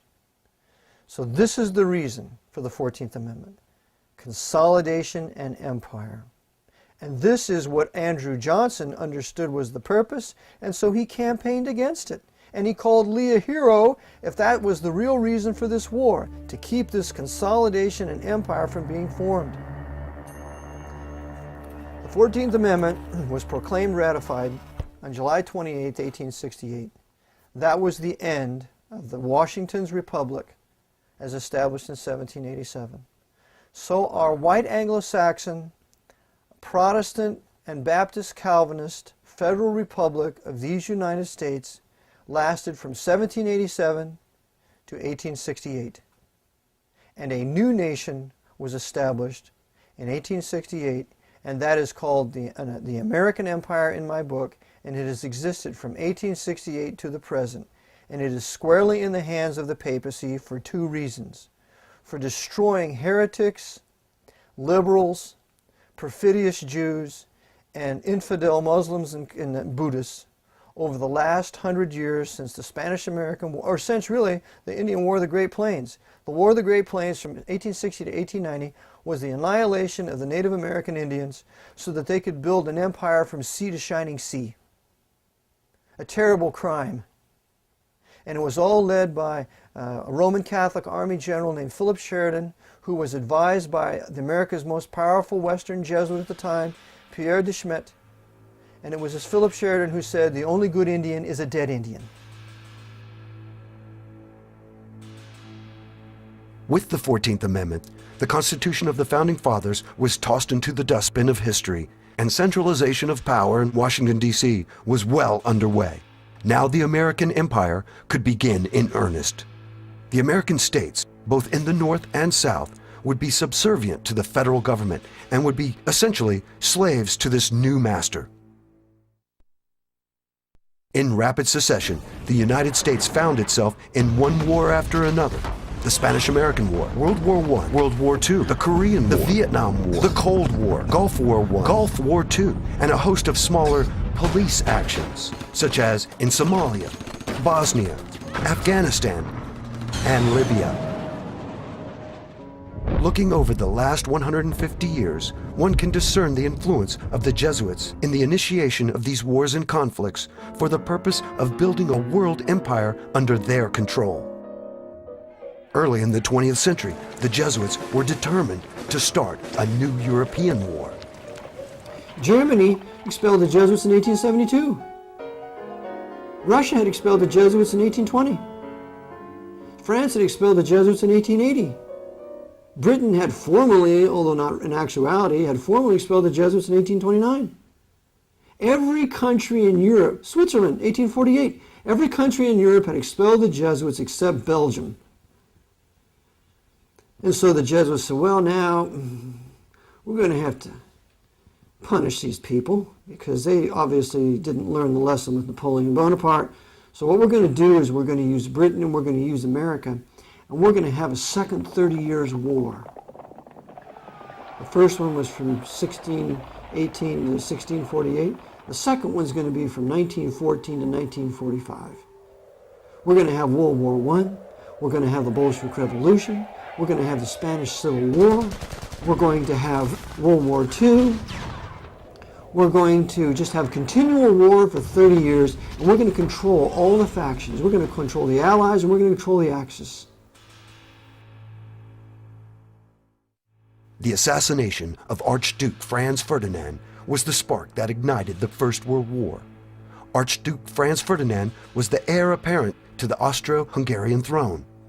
His inclusive policy towards the Slavic peoples and lenient treatment of Orthodox Christian Serbia made him unacceptable to Rome. He therefore could not be allowed to rule.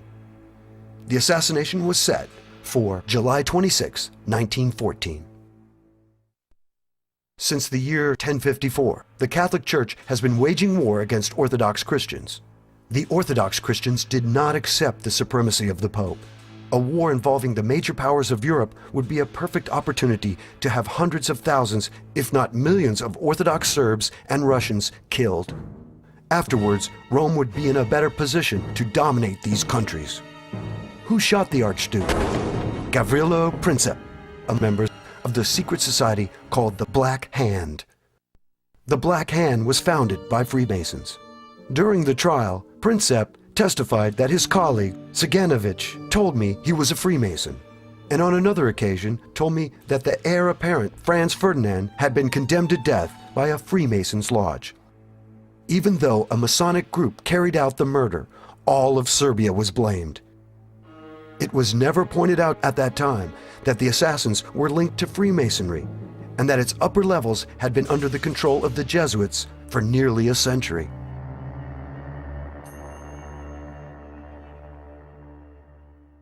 After World War I, a movement was put in motion to have a world government that would help the nations of the world live in peace.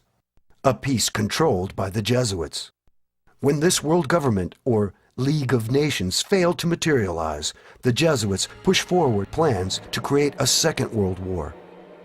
Even before the end of World War I, the Jesuits had set in motion a plan to bring the Russian Orthodox Christians back into the fold of the Pope's control.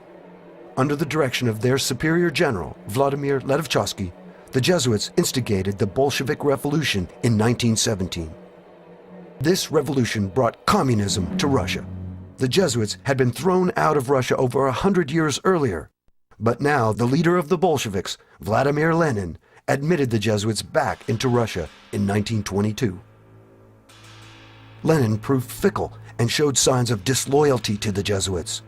For this, he was poisoned, and his replacement, Joseph Stalin, was ready to carry on with the Vatican's bidding. As a boy, Stalin had obtained a scholarship to attend Tiflis Theological Seminary. Openly, the school was Orthodox Christianity, but behind the scene, it was run by the Jesuits. In 1931, Stalin was interviewed by Emil Ludwig. Ludwig, do you not admit that the Jesuits have good points? Stalin, yes. They are systematic and persevering in working to achieve sordid ends, but their principal method is spying, prying, worming their way into people's souls and outraging their feelings. Once in power, Stalin killed millions of people, both Jews and Orthodox Christians. He killed anyone who would resist the new Soviet state he created based on Marxism. What many failed to understand was that Marxism was based on the Jesuit slave plantations, or reducciones, in South America, and Sir Thomas More's book, Utopia. What the Jesuits did was they were the masters of communism. Communism originates with the Roman Catholic traitor whose name was Sir Thomas More. Sir Thomas More betrayed King Henry VIII, gave his full allegiance to the Pope, and for which reason Thomas More was executed as a traitor, holding forth the Pope's temporal power over his allegiance to his king. Sir Thomas More is the author of Utopia. Utopia is the foundation for communism. So communism is Romanism. In fact, the orders, the many communities of the Roman Catholic institution, the Jesuit order, the Redemptorist, that goes on and on, they run on communist principles of universal equality. Communis is the Latin term. So therefore, communism is a brainchild of the Jesuits, but it has been made to look Jewish through implementing it through Marx and his Communist Manifesto, financed also by another Masonic British Freemason, Engels. Besides establishing communism in Russia after World War I, the Jesuits sought to re-establish the Pope's physical kingdom that had been taken from him in 1871. On June 7, 1929, the Lateran Treaty was ratified, which re-established the Pope's domain called Vatican City. The new Prime Minister of Italy, Benito Mussolini, was instrumental in bringing about the treaty. The treaty occurred only a few months before the economic crash that started in America and quickly spread around the world, called the Great Depression. Approximately $90 million worth of gold in lira, I think it was about $1 billion worth of lira, something like that, was given to the papacy by the Italian government. So that, for reparations, for lack of a better word, because we had been suppressed from 1870 to 1929, you owe us all this money. So, Benito Mussolini enslaves the Italian Catholic people, makes them pay this huge sum, which they didn't want to pay. And what does the papacy do with this money? Well, this treaty's in about February or March. In October, the Jesuits crashed the American stock market. And they used their number one short seller, the Irish Roman Catholic Joseph P. Kennedy, to do it. So they sell short, the margin calls can't be met, the stock market crashes, and what happens? The Vatican takes their millions of dollars that they got from Mussolini and they invest it in all the corporations and businesses that are busted on Wall Street, and they buy it all for pennies. So by the time Wall Street comes back into power, the Archbishop of New York completely controls all the major corporations in this country. As banks began to fail, the Federal Reserve did not act to pump money into the system, which it should have done had those in control of it wanted to keep the banks afloat. As the chaos lingered and many lost their jobs and were driven into poverty, the Jesuits created a dictatorship out of the office of the President of the United States. In March 1933, the new president, Franklin Delano Roosevelt, signed into law a state of national emergency. Under such a state of emergency, the Constitution was set aside, ostensibly for the public good, until the emergency was canceled by the president. Roosevelt never canceled the emergency. This was verified in 1973 by the Church Matthias Committee and published in Senate Report 93-549. No American president since then has canceled the emergency. And even though Congress passed the National Emergency Termination Act in 1974, this termination was in name only. The reality was that the emergency powers taken were never returned. They continued in the U.S. Code as permanent powers. Thus, we are currently in a state of emergency or dictatorship. It should also be noted that Roosevelt was a 32nd degree Freemason. FDR was obliged to follow the orders of the head of this secret society. His oath to Freemasonry superseded his oath to the U.S. Constitution. And as we have seen, the man in control of Freemasonry was the Jesuit Superior General. In Germany, the Vatican had in place Adolf Hitler. It is usually not emphasized, but Hitler was a Roman Catholic.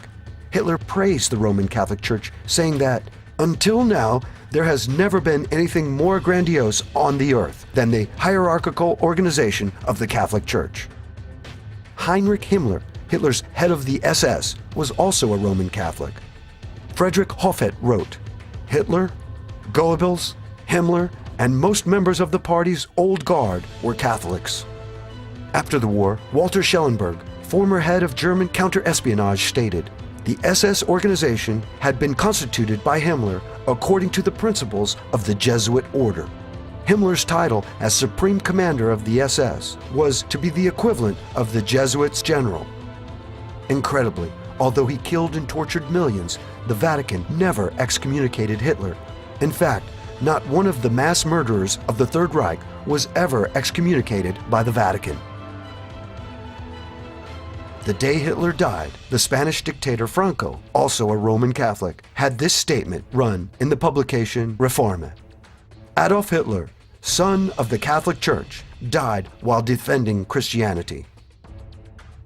As a loyal son, Hitler killed heretics, including Protestants, Jews, Orthodox Christians, and even liberal Catholics. All told, the war dead numbered between 62 to 78 million people. 11 million of the total dead from World War II died in concentration camps, 6 million being Jews. The Jewish Holocaust was never condemned by Pope Pius XII, or for that matter, by any other pope. Why this silence? The Jews, like all heretics, resisted conversion to Roman Catholicism and obedience to the Pope. Who financed Hitler? The answer is clear and easily verified. The Vatican and many of the wealthy elite in the West gave Hitler the money he needed to build the Third Reich.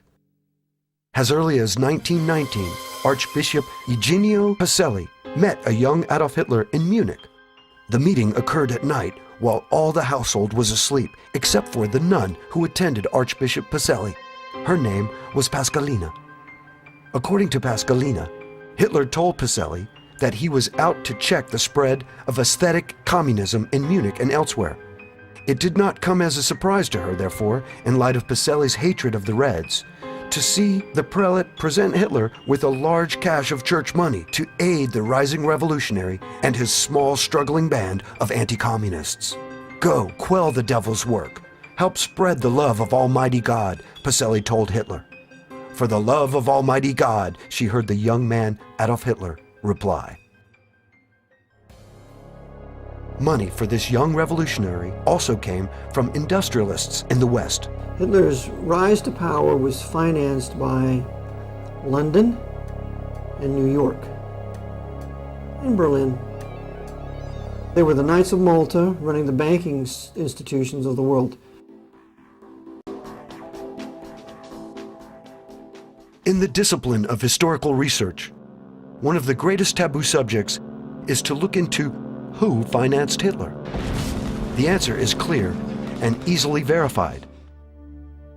The Vatican and many of the wealthy elite in the West gave Hitler the money he needed to build the Third Reich. Many do not realize that Prescott Bush, the grandfather of President George W. Bush, and George Herbert Walker, the maternal great-grandfather of President George W. Bush, were Nazi collaborators. Along with Averell Harriman, they set up Union Banking Corporation as a complex money laundering operation for a number of Nazi front businesses. Documents at the National Archives and the Library of Congress show conclusively that Prescott Bush and George Herbert Walker should have been tried for treason because their Nazi dealings continued after the U.S. entered World War II. They had continued to do business with their primary Nazi patron, who was Fritz Thyssen, who backed Hitler beginning in 1921 and who was the wealthiest man in Germany, and a steel and coal baron who, with his partner Friedrich Flick, essentially built the Nazi war machine along with I.G. Farben. In 1951, when Fritz Thyssen died in Argentina, Union Banking Corporation was liquidated by the U.S. government, and Prescott Bush received $1.5 million for his holdings in his Nazi business, and that was the beginning of the Bush family fortune for all intents and purposes. George Bush doesn't take his philosophical foundation from the Bible or the teachings of Jesus in the Sermon on the Mount. George Bush takes his inspiration from what he learned in Skull and Bones and from the Thule Society that Hitler and Goebbels and Goring cut their teeth in, Bohemian Grove, these evil organizations that perpetrate the ugly things that these criminals are doing to this country, for which they must be held accountable. The Jesuits created the Illuminati in 1776. The American branch of the Illuminati was called Skull and Bones and has its headquarters at CIA recruiting ground, Yale University. Prescott Bush was a member, as was his son and grandson, President George W. Bush. It is interesting that in the 2004 presidential election, two Skull and Bones members ran against each other. You were both in Skull and Bones, the secret society. It's so secret we can't talk about it. What does that mean for America? The conspiracy theorists are going to go I'm wild. sure they are. I don't know. I haven't seen the web. Number 322. First of all, he's not the nominee, and look, I look forward. Are you prepared to lose? No, I'm not going to lose. You both were members of Skull and Bones, a secret society at Yale. What does that tell us? Not much, because it's a secret. Is there a secret handshake? Is there a secret code?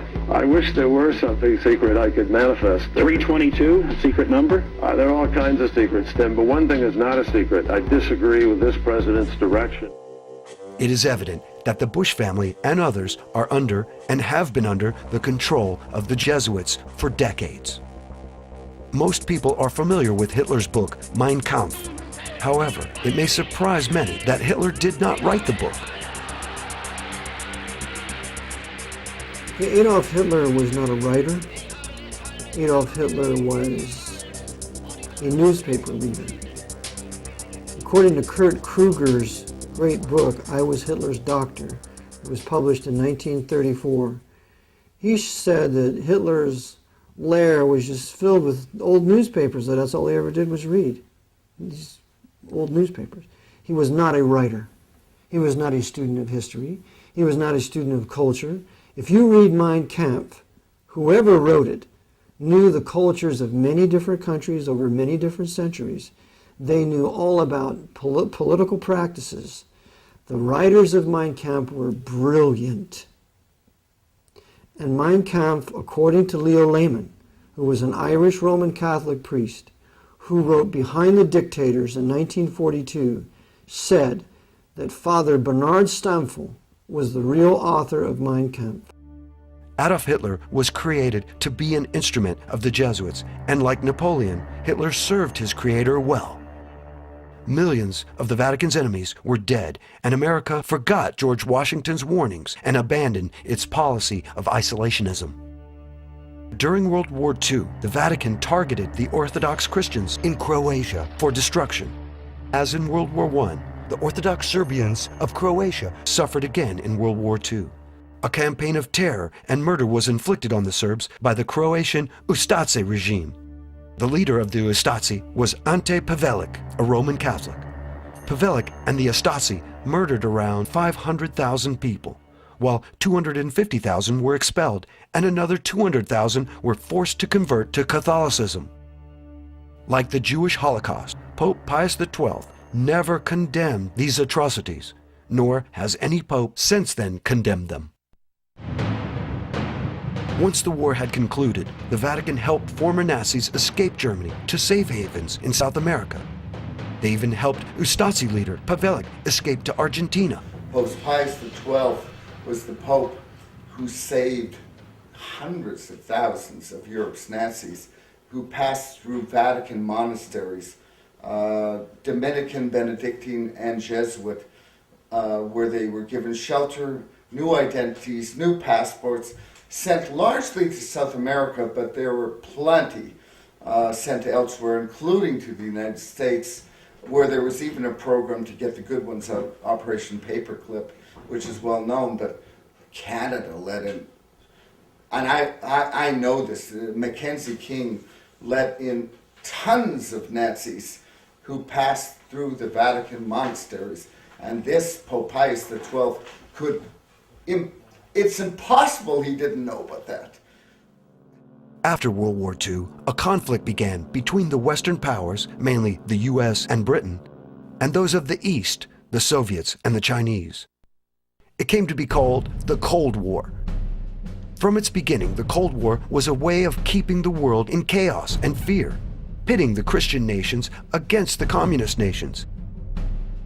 And most importantly, a way to keep the spotlight off the Vatican. Many people knew of Rome's backing of the Catholic dictators of Europe. They also knew of Rome's aid in helping many of them to escape. The Vatican had not been punished for these crimes. In fact, Pope Pius XII should have stood before the judges at Nuremberg. The Jesuits used the Cold War as an effective diversion for Rome. It worked like a charm. To get it started, a rock in the road had to be removed. That rock was General George S. Patton. At the end of World War II, General George Patton wanted to attack the Soviet Union. Patton saw the menace to the free world communism was and wanted to go ahead and end it.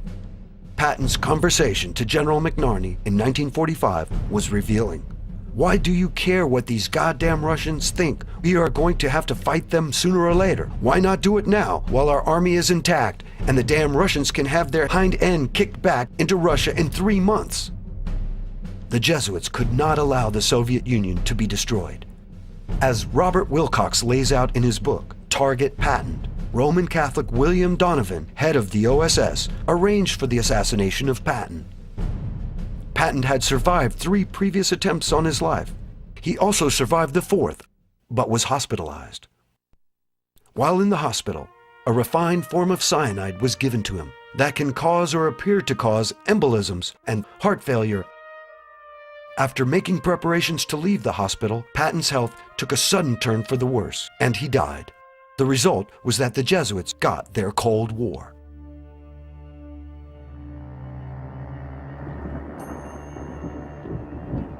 During the Cold War, the activity of 2 U.S. presidents, John Kennedy and Ronald Reagan, reveals much about the power of the Jesuits. John Kennedy was a Roman Catholic who turned against the Vatican and the Jesuits. Kennedy decided to be his own man, take his own counsel, and not take orders from Rome. He turned out to be a liberal Catholic, which is just as obnoxious to the Vatican as a Protestant or any heretic. Kennedy began to pull out of Vietnam. He ordered the Treasury Department to print money and not go through the privately held Federal Reserve. And he had plans for a new invasion of Cuba. See, Kennedy wanted Cuba back from Castro. The big lie is that Kennedy, he canceled the orders. He didn't cancel the orders. McGeorge Bundy canceled the order for the air cover in the Bay of Pigs. That's according to Fletcher Prouty in his book JFK. And on the USS Essex, which was an aircraft carrier there, that the captain was told not to give any air cover to the invading patriots there in Cuba. But that cover was canceled, not by JFK, because the night before he said he gave a go-ahead. And to prove this point, there's a book that's been released about a year ago called Ultimate Sacrifice, written by Waldron. And in that book, it shows that JFK had planned to invade Cuba on December 1st, 1963, and get rid of that Jesuit, Fidel Castro. On November 22nd, he was killed. 8 or 9 days before the invasion was to take place. Like the assassination of Abraham Lincoln, John F. Kennedy's assassination was meticulously planned and executed, with Lee Harvey Oswald as the patsy. But you see, Gene Hill with Mary Moorman were right there at the limousine. And Gene Hill and Mary Moorman said that the driver turned around and shot. But they thought the driver was shooting back at the shooter. They didn't know the driver was shooting JFK in the head, along with the storm drain shooter. A simultaneous headshot. That shot from the grassy knoll was a distraction. They had a smoke. I mean, we've had smokeless gunpowder since the turn of the century. I mean, why would they use a rifle and have smoke? It was a distraction for the crowd to run up to the grassy knoll, because the real shooters was the storm drain shooter and the driver shooting Kennedy in the head simultaneously. And I show in my book, Kennedy was shot 5 times. The assassination was done in a very public way to show other would-be presidents what would happen if orders were not followed. The assassination of John F. Kennedy is done in broad daylight as a warning to all the other leaders of the world, but it's also done with this viciousness, because you see, JFK was a Catholic, and they wanted to kill their Catholic boy who refused to uphold the temporal power of the Pope.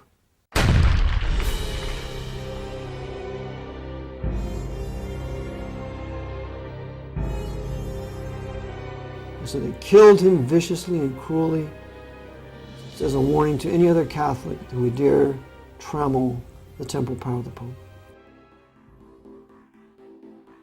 In contrast to Kennedy, Ronald Reagan did everything he could to court Vatican approval after an assassination attempt on his life in 1981. Well, Ronald Reagan was advocating some things that would have built the middle class that were generally pretty good. He was talking like a conservative. Evidently, he thought for a few minutes he was the president because he'd been told to choose George Bush as the vice presidential candidate. And all the conservatives said, how could you do this to us? And yet he's still, quote unquote, elected. So Reagan starts to advocate some pretty good things. And so, we're going to punish you, Ronnie. And so they carried out the attempted assassination. If he survives, he'll do what he's told. If he doesn't survive, well, then George Bush will openly take his place and be the president. Either way, we win. So Jerry Parr, the Secret Service agent, shoots Reagan inside the vehicle and makes it look like Hinckley is the one who shot him. Hinckley did not shoot Reagan. Reagan was untouched at the time he was entering the limousine. He was shot inside the limousine by a Secret Service agent, and then, phenomenally enough, a Jewish doctor saved his life. So Bush was a part of this, of course. He was not openly made the president, but he was secretly the president during the entire 2 terms of Ronald Reagan. President Reagan has come to fulfill the greatest moment in the history of this conspiracy, because no other president has come as close as President Reagan with the Vatican, and even not even John F. Kennedy. What that means is they have done to President Kennedy, to President Reagan, what they were not able to do even through a Roman Catholic president. In 1984, Reagan established diplomatic relations with the Vatican. Not since 1867 had there been any official contact between the two countries. That relationship was formally restored by the worst president America has ever been disgraced with, our greatest traitor, Ronald Reagan. When he restored diplomatic relationships with the Vatican, formally recognized the sovereign state of Vatican City as a nation, and now America can enter into a concordat with the Pope, as warned by ex-Jesuit Alberto Rivera for many years. Ex-Jesuit priest Alberto Rivera also revealed a secret concerning the inauguration of Ronald Reagan that some noted at the time, but few fully understood. Alberto Rivera made a startling statement in which he said there would be a sign given to Jesuits throughout the world when all churches would be taken over by the Jesuit order. The sign was to be when a president of the United States took his oath of office facing an obelisk. For the first time in U.S. history, the swearing-in ceremonies were moved to the west front of the Capitol, and President Reagan faced the Washington Monument. After Reagan's presidential reign, the Berlin Wall came down in 1989, and the Cold War ended. However, instead of greater freedom, nations around the world found their governments becoming more repressive. Terrorism became the new foe, and the United States and other Western governments pledged to fight this new enemy at all cost. That included taking away all God-given rights from the people in order to bring about supposed peace and safety. In America and elsewhere, many noted that the government knew about the terrorist attacks in advance, but failed to stop them. In fact, it is now painfully obvious that the government allowed these attacks to occur. Unfortunately, the American people find themselves in the same situation and making the same mistake that the Southern people made before the war between the states. In the 1800s, the South, like the North, had Jesuit-controlled Freemasons and coadjutors in key religious, political, and military positions. Many newspapers were also under Rome's control. These men and media outlets created the agitation towards war. As the slave issue escalated, pushing the South towards secession, the Southern people fully expected God to be on their side. However, like America today, the people of the South failed to understand they were not on God's side. The South did not practice biblically sanctioned slavery. The Bible authorizes two types of slavery: a voluntary servitude to pay off debt, and slavery as a result of war. The South did not practice these types of slavery. The South practiced man-stealing or kidnapping for profit. Exodus 21:16 clearly states, "And he that stealeth a man, and selleth him, or if he be found in his hand, he shall surely be put to death." For their sin and refusal to repent of man-stealing, the South reaped a harvest of death and destruction. Likewise, America today is finding itself in the same situation.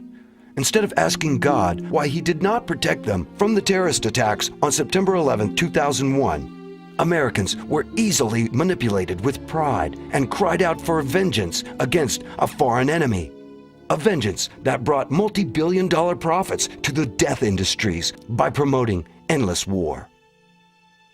Instead of asking God what they had done to offend Him and lose their blessed state, the American people are seeking answers and solutions from politicians, false prophets, and economic wizards. For the most part, the American people do not see a correlation between turning their backs on the God of the Bible and the disasters that have come down upon them.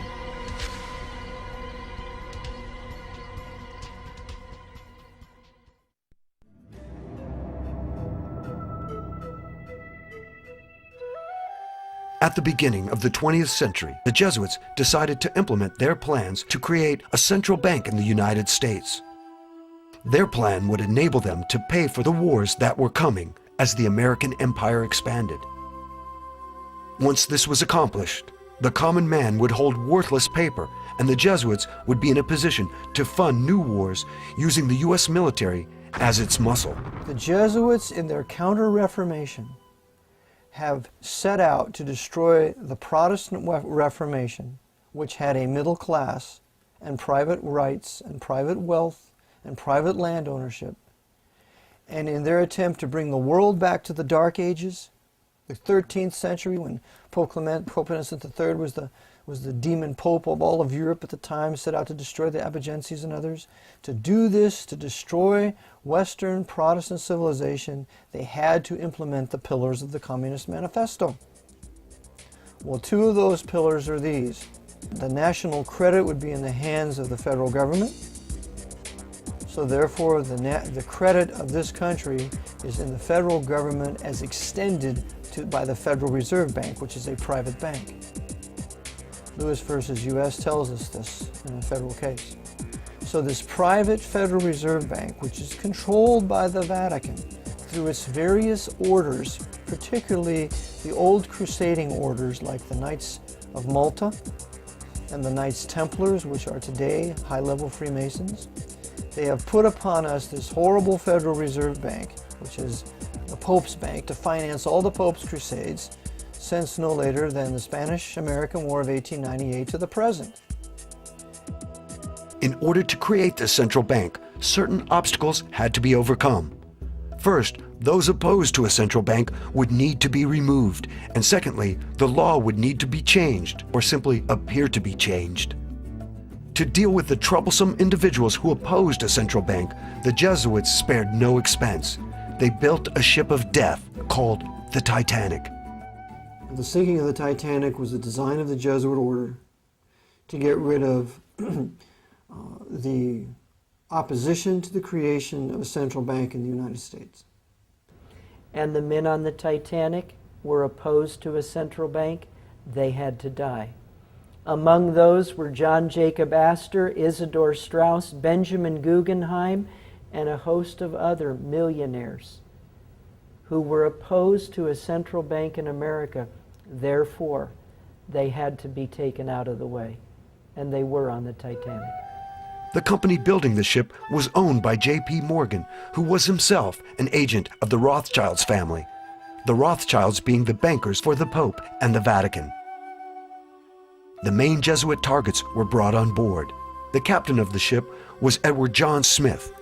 It appears from his actions that Captain Smith was a Jesuit coadjutor, that is, a Jesuit who has taken the oath but does not wear the robes. a coadjutor blends into the scenery and never looks like a Jesuit priest. It is a veteran sea captain, Edward Smith, who orders the ship to travel through an 80-square-mile ice field at full speed on a moonless night. There had been over 8 telegrams warning the captain of the danger. He's warned 8 times, slow the ship down, slow the Titanic down, you're going too fast. Not once stopped. Knew there was an iceberg field up ahead, knew that he should have slowed down, but didn't. And so you look and you say, how was it that this man could go headlong into a field of icebergs and not slow the ship down, not be more careful?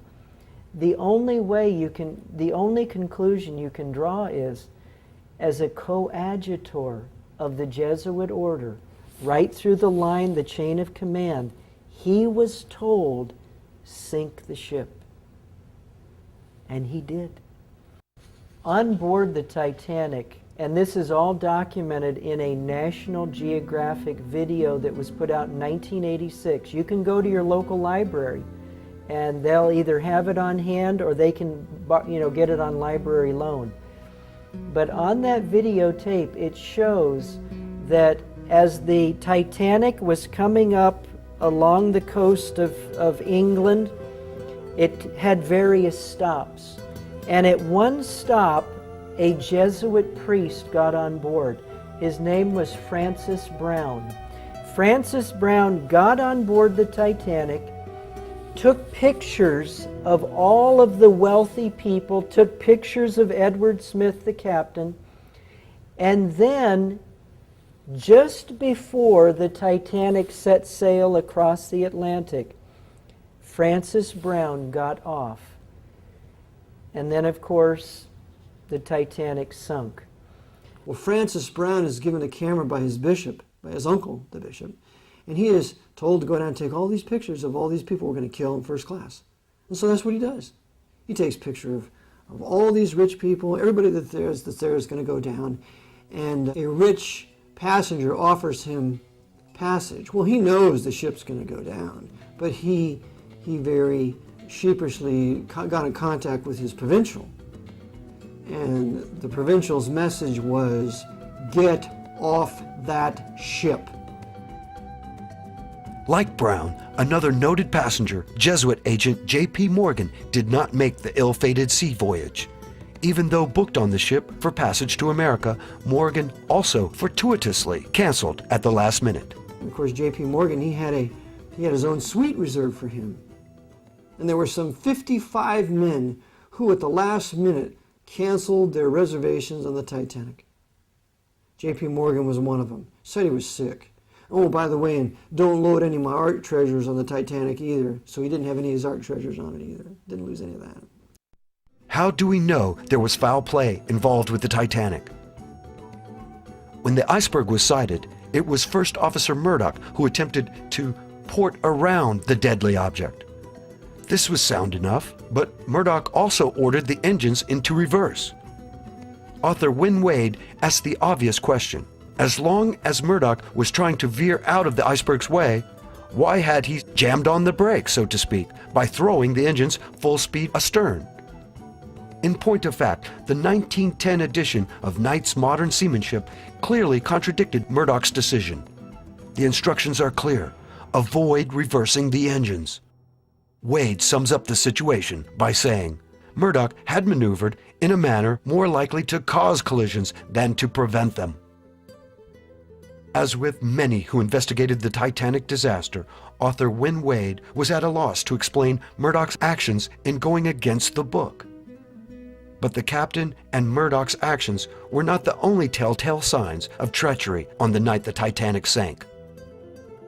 We see all sorts of anomalies on the Titanic. For example, when it was sinking, the emergency flares were to be red so that ships in those lanes could see the Titanic was in trouble. Well, someone had taken away the red flares and replaced them with white flares, making it look like we were shooting off flares and having a party. And then the loading of the boats, we know that was a fraud. They didn't allow the lifeboats to be completely loaded. They were only half loaded, some 1/3 loaded, because the targets in the first class could not be allowed to board. And the Jesuits were not only the captain, but his officers, and there had been a strike in England at the time, and the men who were normally the ones who would man the ocean liners, they were replaced by Jesuit coadjutors ready to board because they were all under oath to die for the Black Pope if necessary, and so they did carry out the sinking of the Titanic. But how is it possible that men will commit suicide as Captain Smith and some of his hand-picked crew obviously did? We have to understand that these men have died to their own self-will. And so they have completely been emptied of their own personalities, and upon the order of their commander will do exactly what they're told. There's no such thing as a disobedient Jesuit. This serves as a warning to all the other men of power, not only in our country, but in England and Europe. You mess with us, and we're going to do to you what we did to all those people on Titanic, and we're going to thwart the investigation. Because a subsequent investigation of the sinking of Titanic blamed Bruce Ismay, the right-hand man of J.P. Morgan, and Captain Lord of England. They were the scapegoats, when they could have easily blamed the men of power at that time. Saw who canceled their reservations. It was a Warren Commission all over again. 9/11 Commission all over again. It's a whitewash and cover-up, and that cover-up is even more powerful than the murder itself. After many of the leading opponents to a central bank had been removed, the Jesuits moved to obtain passage of the 16th Amendment and the Federal Reserve Act, both in 1913. So they created the Federal Reserve Bank to finance their crusades. Without the Federal Reserve Bank, there's no war in Iraq. Without the Federal Reserve Bank, there's no World War II. There's no World War I. And there's a book written by Katz called The Money Changers, and in it he says that it's the Federal Reserve Bank and the creators of all this paper currency, fiat money, credit out of thin air. Without that, you don't have these wars.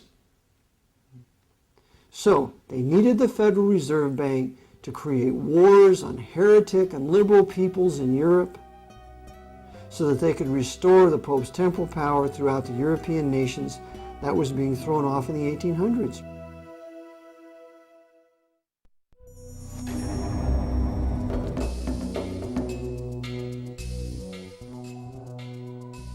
Besides instigating wars and controlling the banking industry, the Jesuits have spent a great deal of time and effort attacking and undermining their number one enemy, the Bible, specifically the King James Bible. As stated in Leone's The Secret Plan, the Jesuits view the Bible as a serpent that must be made into a harmless rod.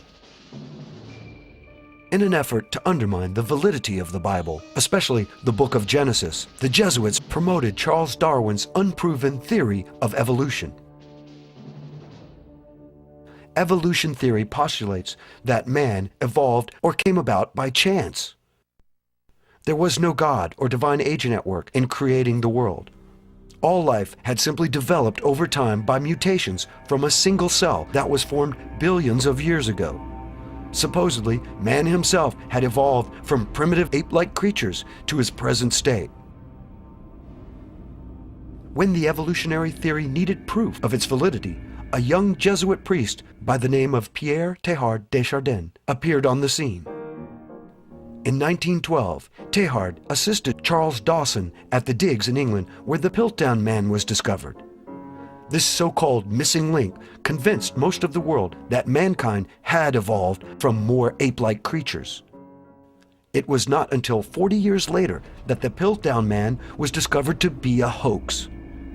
Philip Johnson, in his book Darwin on Trial, has this to say.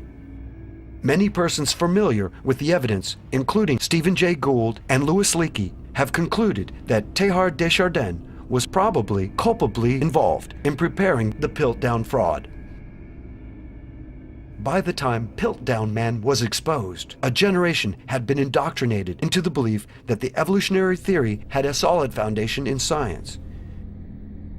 The truth of the matter is that the evolutionary theory is questionable or bad science, with no solid foundations in truth. To illustrate this fact, let's look at an exchange between author Luther Sunderland and Dr. Colin Patterson. Luther Sunderland was a creationist author and exponent. In 1978, Dr. Patterson, a senior paleontologist at the British Museum of Natural History in London, published a book entitled Evolution. Sunderland wrote to Dr. Patterson and asked why the preeminent evolutionist had not included any pictures of transitional fossils in his book. Dr. Patterson candidly replied, "I fully agree with your comments on the lack of direct illustrations of evolutionary transitions in my book. If I knew of any, fossil or living, I would certainly have included them. You suggest that an artist should be used to visualize such transformations, but where would he get the information from? I could not, honestly, provide it, and if I were to leave it to artistic license, would that not mislead the reader?" Like a bombshell, this statement by Dr. Patterson hit the evolutionary world and enraged it. Patterson sought to pacify his evolutionary colleagues, but he never recanted. To those who had a modicum of common sense, it was evident that the evolutionary emperor was not wearing any clothes. Evolution was just a theory that had no hard evidence to back it up. In his 1996 book, Darwin's Black Box, Dr. Michael Behe made this rather pointed observation. In the face of the enormous complexity that modern biochemistry has uncovered in the cell, the scientific community is paralyzed. No one at Harvard University, no one at the National Institutes of Health, no member of the National Academy of Sciences, no Nobel Prize winner, no one at all can give a detailed account of how the cilium, or vision, or blood clotting, or any complex biochemical process might have developed in a Darwinian fashion. But in spite of this and other overwhelming evidence that the evolutionary theory had no foundation in fact, the Vatican came out with an extraordinary statement. On October 22, 1996, the same year as Behe's book, Pope John Paul II issued a statement to the Pontifical Academy in which he said, "New knowledge has led to the recognition of the theory of evolution as more than hypothesis." This endorsement of evolution showed the true nature of the Vatican. The God of the Bible had to be denied and relegated to the past. The Jesuit plan to cast doubt on the Bible as God's word of truth had come a long way. But Darwin's theory of evolution was not their greatest achievement in undermining biblical authority. The Jesuits set in motion an attack on the original Greek text of the Bible. The New Testament was written in Greek. For over 1900 years, the Greek text of the Scriptures had endured and come down to us as it was read by the first Christians. To be sure, we now only have copies of the originals, but the text has remained the same. Today, there are 5,686 Greek New Testament manuscripts in existence. Of these manuscripts, the majority, over 90%, have been used over the centuries as a basis for the text of the New Testament. This majority text came out of Antioch in Syria. Antioch became the headquarters for Christians of the first century, and the majority text is often referred to as the Antiochian text. But the authoritative line of manuscripts is more often called the Textus Receptus, or received text. The King James Version is based on the received text. In the past, there have been attempts to alter the received text. A group of Gnostic Christians centered in Alexandria, Egypt, altered some manuscripts in the 3rd century. The corrupted Alexandrian manuscripts downplayed the divinity of Jesus. The famous scholar Origen seems to have had a hand in this undertaking. However, the Christians of that time were not fooled. In the 4th century, another attempt to pass on these same corrupted manuscripts was led by the Roman Catholic scholar Jerome. Jerome made a translation of the Bible using the corrupted Alexandrian texts in 380 AD. Jerome called his translation the Vulgate. Jerome's new translation was promoted by Rome, and those who did not use it were persecuted. It was not until the Reformation that the uncorrupted received text was again used to translate God's Word into the common language. The result was such translations as Luther's German New Testament of 1522, Tyndale's English New Testament of 1526, the Geneva Bible of 1560, and the King James Bible of 1611. Since 1611, the King James Bible supplanted other English translations to become the most revered and cherished translations of Protestant Christians throughout the world. Then, in the late 1800s, two men worked to change that. These two biblical scholars were Brooke Foss Westcott and Fenton John Anthony Hort. Westcott and Hort created a new critical text based on the theory that the New Testament was preserved almost perfectly in the two oldest manuscripts, the Sinaiticus and the Vaticanus. The Sinaiticus manuscript was discovered in 1844 in a Roman Catholic monastery. Facsimile copies of the Vaticanus manuscript were brought out of the Vatican Library in the late 1800s. Both of these manuscripts were from the corrupted Alexandrian line. Using these two manuscripts as a foundation, Westcott and Hort began to put together their Greek text of the New Testament in 1853. In 1881, they completed and published their work. According to Westcott and Hort, now for the first time, the true text of the New Testament was available to believers. Significantly, it is from the Westcott and Hort Greek text that many modern Bible translations have been produced. And what has been the effect of this change to those in the pews listening to the Word of God? With regard to John 1:18, we read in the King James Version, "No man hath seen God at any time. The only begotten Son, which is in the bosom of the Father, he hath declared him." The same verse in the New International Version, based on the Westcott-Hort text, reads, "No one has ever seen God, but God the one and only, who is at the Father's side, has made him known." Despite the somewhat confused rendering in the NIV, the change really amounts to altering only begotten Son to only begotten God. The appearance of this alteration in a small body of text originating from the veritable capital of Gnosticism, Alexandria, would suggest that the Gnostics made their mark in these texts and at this verse. Gnostics saw matter as evil and spirit as good. God was spirit and could not be involved with wicked matter or flesh, especially in the conception of a child. To Gnostics, the virgin birth was an impossibility. Another example of the corrupt influence of the Alexandrian manuscript was found in Acts 2:30. King David is spoken of in this verse as, "Being a prophet and knowing that God has sworn with an oath to him, that of the fruit of his loins, according to the flesh, he would raise up Christ to sit on his throne." The same verse in the New International Version, based on the Westcott-Hort text, reads, "But he was a prophet and knew that God had promised him on oath that he would place one of his descendants on his throne." This is a clear-cut example of the removal of a biblical statement concerning the literal incarnation and physical descendants of Jesus Christ from David. This is in line with many Gnostic systems, which viewed Christ as a purely spiritual being, an aeon emanating from the everlasting. The reading presented in the traditional text, where Christ in the flesh is said to be in physical descendants from David, would be antithetical to these speculative systems. There are many other examples that can be used to illustrate the point that the Westcott and Hort Greek text holds contrary views to the doctrines and teachings of the majority of the existing Greek manuscripts. Unfortunately, most Christians today are ignorant of this and still rely on the corrupt Westcott and Hort Greek text.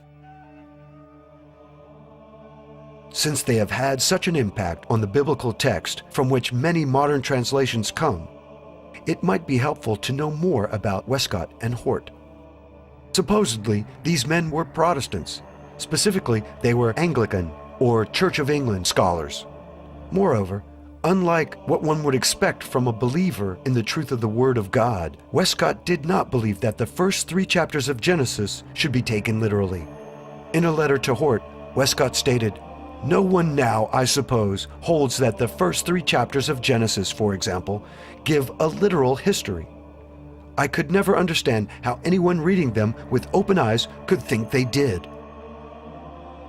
Westcott also doubted the miracle stories in the Bible. He stated, "I never read an account of a miracle, but I seem instinctively to feel its improbability." But even more telling is Westcott's devotion to John Henry Newman. Newman, along with several other Church of England clergymen, began the Oxford movement in 1833. The purpose of this secret movement was to reunite the Church of England with the Roman Catholic Church. That same year, a clandestine meeting was held in Rome between John Henry Newman, Richard Froude, and Monsignor Wiseman. When asked what it would take for the Church of England to be accepted back into the Roman Catholic Church, Monsignor Wiseman answered, "The Church of England must accept the Council of Trent in its entirety." Consider that. In 1833, the spokesman for the papacy brings up the acceptance of the Council of Trent as the main condition for reuniting with Rome. The Council of Trent met and declared 125 anathemas against the Protestant Reformation. The Pope and the Jesuits had not changed their minds then or to this day. For 12 years, Newman and his colleagues worked secretly to push the Church of England back into the arms of the papacy. When this secret society and its intentions were discovered, Newman and 150 followers defected to the Roman Church. It is apparent that Westcott was one of Newman's disciples who did not defect, but rather remained as a tool of Rome.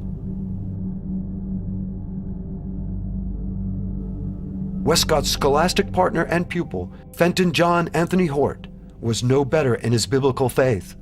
Although Hort doubted the existence of a literal devil and of eternal punishment for the godless, he did believe in the Roman Catholic concept of purgatory. Hort stated that the idea of purgation, of cleansing as by fire, seems to me inseparable from what the Bible teaches us of the divine chastisements. Hort also adhered to the Roman Catholic teaching of baptismal regeneration. Hort stated, "We maintain baptismal regeneration as the most important of doctrines. The pure Romish view seems to me nearer and more likely to lead to the truth than the evangelical." These false teachers worked ceaselessly to undermine the King James Version of the Bible and install new Bible versions more acceptable to the Vatican. Bible versions like the Revised Standard Version, the American Standard Version, the Living Bible, and the New International Version of the Bible. As mentioned earlier, the NIV is based on the Westcott-Hort Greek text, and its successor, the Nestle-Aland Greek text. A Jesuit translator, Carlo Cardinal Martini, was on the translation committee for the NIV. For this supposedly Protestant translation of the Bible, a representative of a group sworn to destroy Protestants sat on the committee that created a Protestant Bible. So, is this really a Protestant Bible? Once doubt had sufficiently been cast on the Bible and its veracity, the Jesuits knew the public would be less inclined to rise up in revolt as more open and drastic measures were taken to suppress the true Word of God. In the 1962 Engel versus Vitale case, the U.S. Supreme Court voted that prayer in public school was unconstitutional. Why? Because it violated the First Amendment. Prayer in school had not violated the First Amendment for 175 years, but suddenly it did? The following year, in the case of Abington versus Shemp, the Supreme Court voted that the reading of the Bible was also a violation of the First Amendment. How did the Supreme Court arrive at these decisions? One only has to know that the Chief Justice of the court, Earl Warren, was a Freemason to see why the court voted as it did. And why did the President and Congress not impeach these Supreme Court justices and remove them from the court? The answer is simple. The President and Congress agreed with the decision. Otherwise, these godless justices would have been impeached and removed.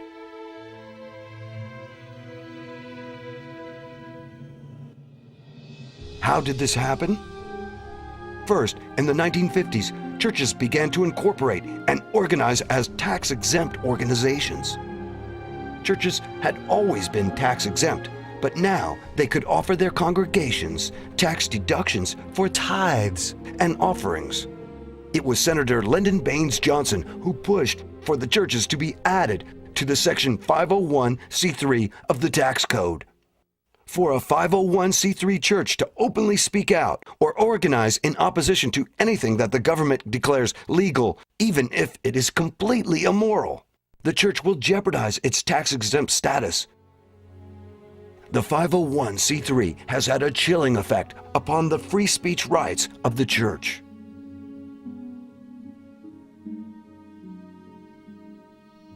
Another reason for the demise of the Protestant churches in America was that church pulpits and leadership had been infiltrated and subverted by Freemasons and Jesuit coadjutors. It was at this time, the late 50s and early 60s, that the Second Vatican Council met and set new goals for achieving old purposes. Vatican II fits right in harmony with the Council of Trent, because what you have is at Trent, the Catholic Church said, we will not compromise with Protestantism. And so between Trent in the 1540s and Vatican II from 1958 to 1963, you have Jesuit infiltration of all the churches, so that finally by 1958 to 1963, there's been enough infiltration done, and enough of the messages of those churches have been watered down. So now Rome comes in with the ecumenical movement. That's what John the 23rd did at Vatican II. It was, let's bring all the churches together now, but it's not under Protestantism, it's not under biblical truth and principle, it's under Rome. And it's under Roman tradition and Roman authority.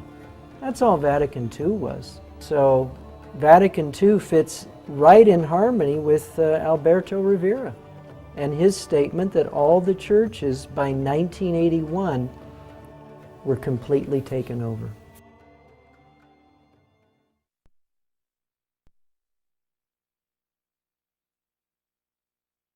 What is the ultimate goal of the papacy?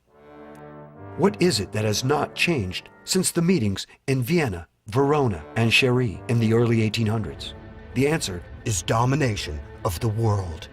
The Vatican is seeking to create a one-world government or New World Order.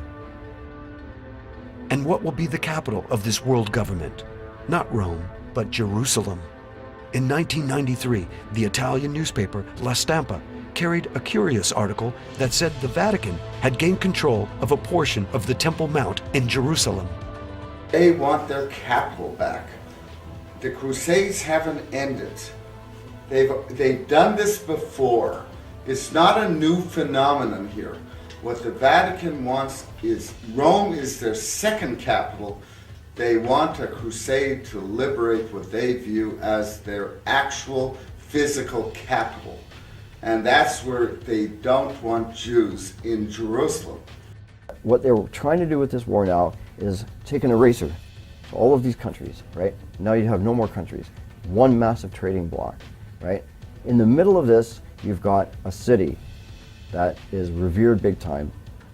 The papacy has wanted to move from Rome to Jerusalem ever since the very first crusade. They still want to do that. And how do we know this? We know this because a person named Marc Halter, the French intellectual friend of Shimon Peres, gave an interview in a now defunct magazine, Israeli magazine Shishi, where he said in May of 1993, I delivered a letter to the Pope, Shimon Peres, promising the Vatican East Jerusalem. And he gave a few details. East Jerusalem would be policed by the UN. The Vatican would get control of all holy sites of all religions. And the PLO would get a state within this enclave. The Vatican gets the holy sites and the UN gets to police the place. And now we've got two magazine confirmations. And Arafat agreed to this. According to La Stampa, 3 days before the signing Declaration of Principles. Arafat agreed to the deal. And then when he didn't get the deal, the terror started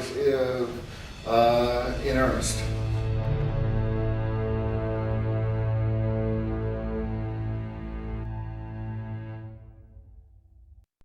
If you do not bow down to the Jesuit-controlled Roman Catholic leader, you are a heretic, and you must die. These are the words of the celebrated St. Thomas Aquinas. On the part of the Church, however, there is mercy which looks to the conversion of the wanderer, wherefore she condemns not at once, but after the first and second admonition, as the Apostle directs. After that, if he is yet stubborn, the Church, no longer hoping for his conversion, looks to the salvation of others by excommunicating him and separating him from the Church, and furthermore delivers him to the secular tribunal to be exterminated thereby from the world by death.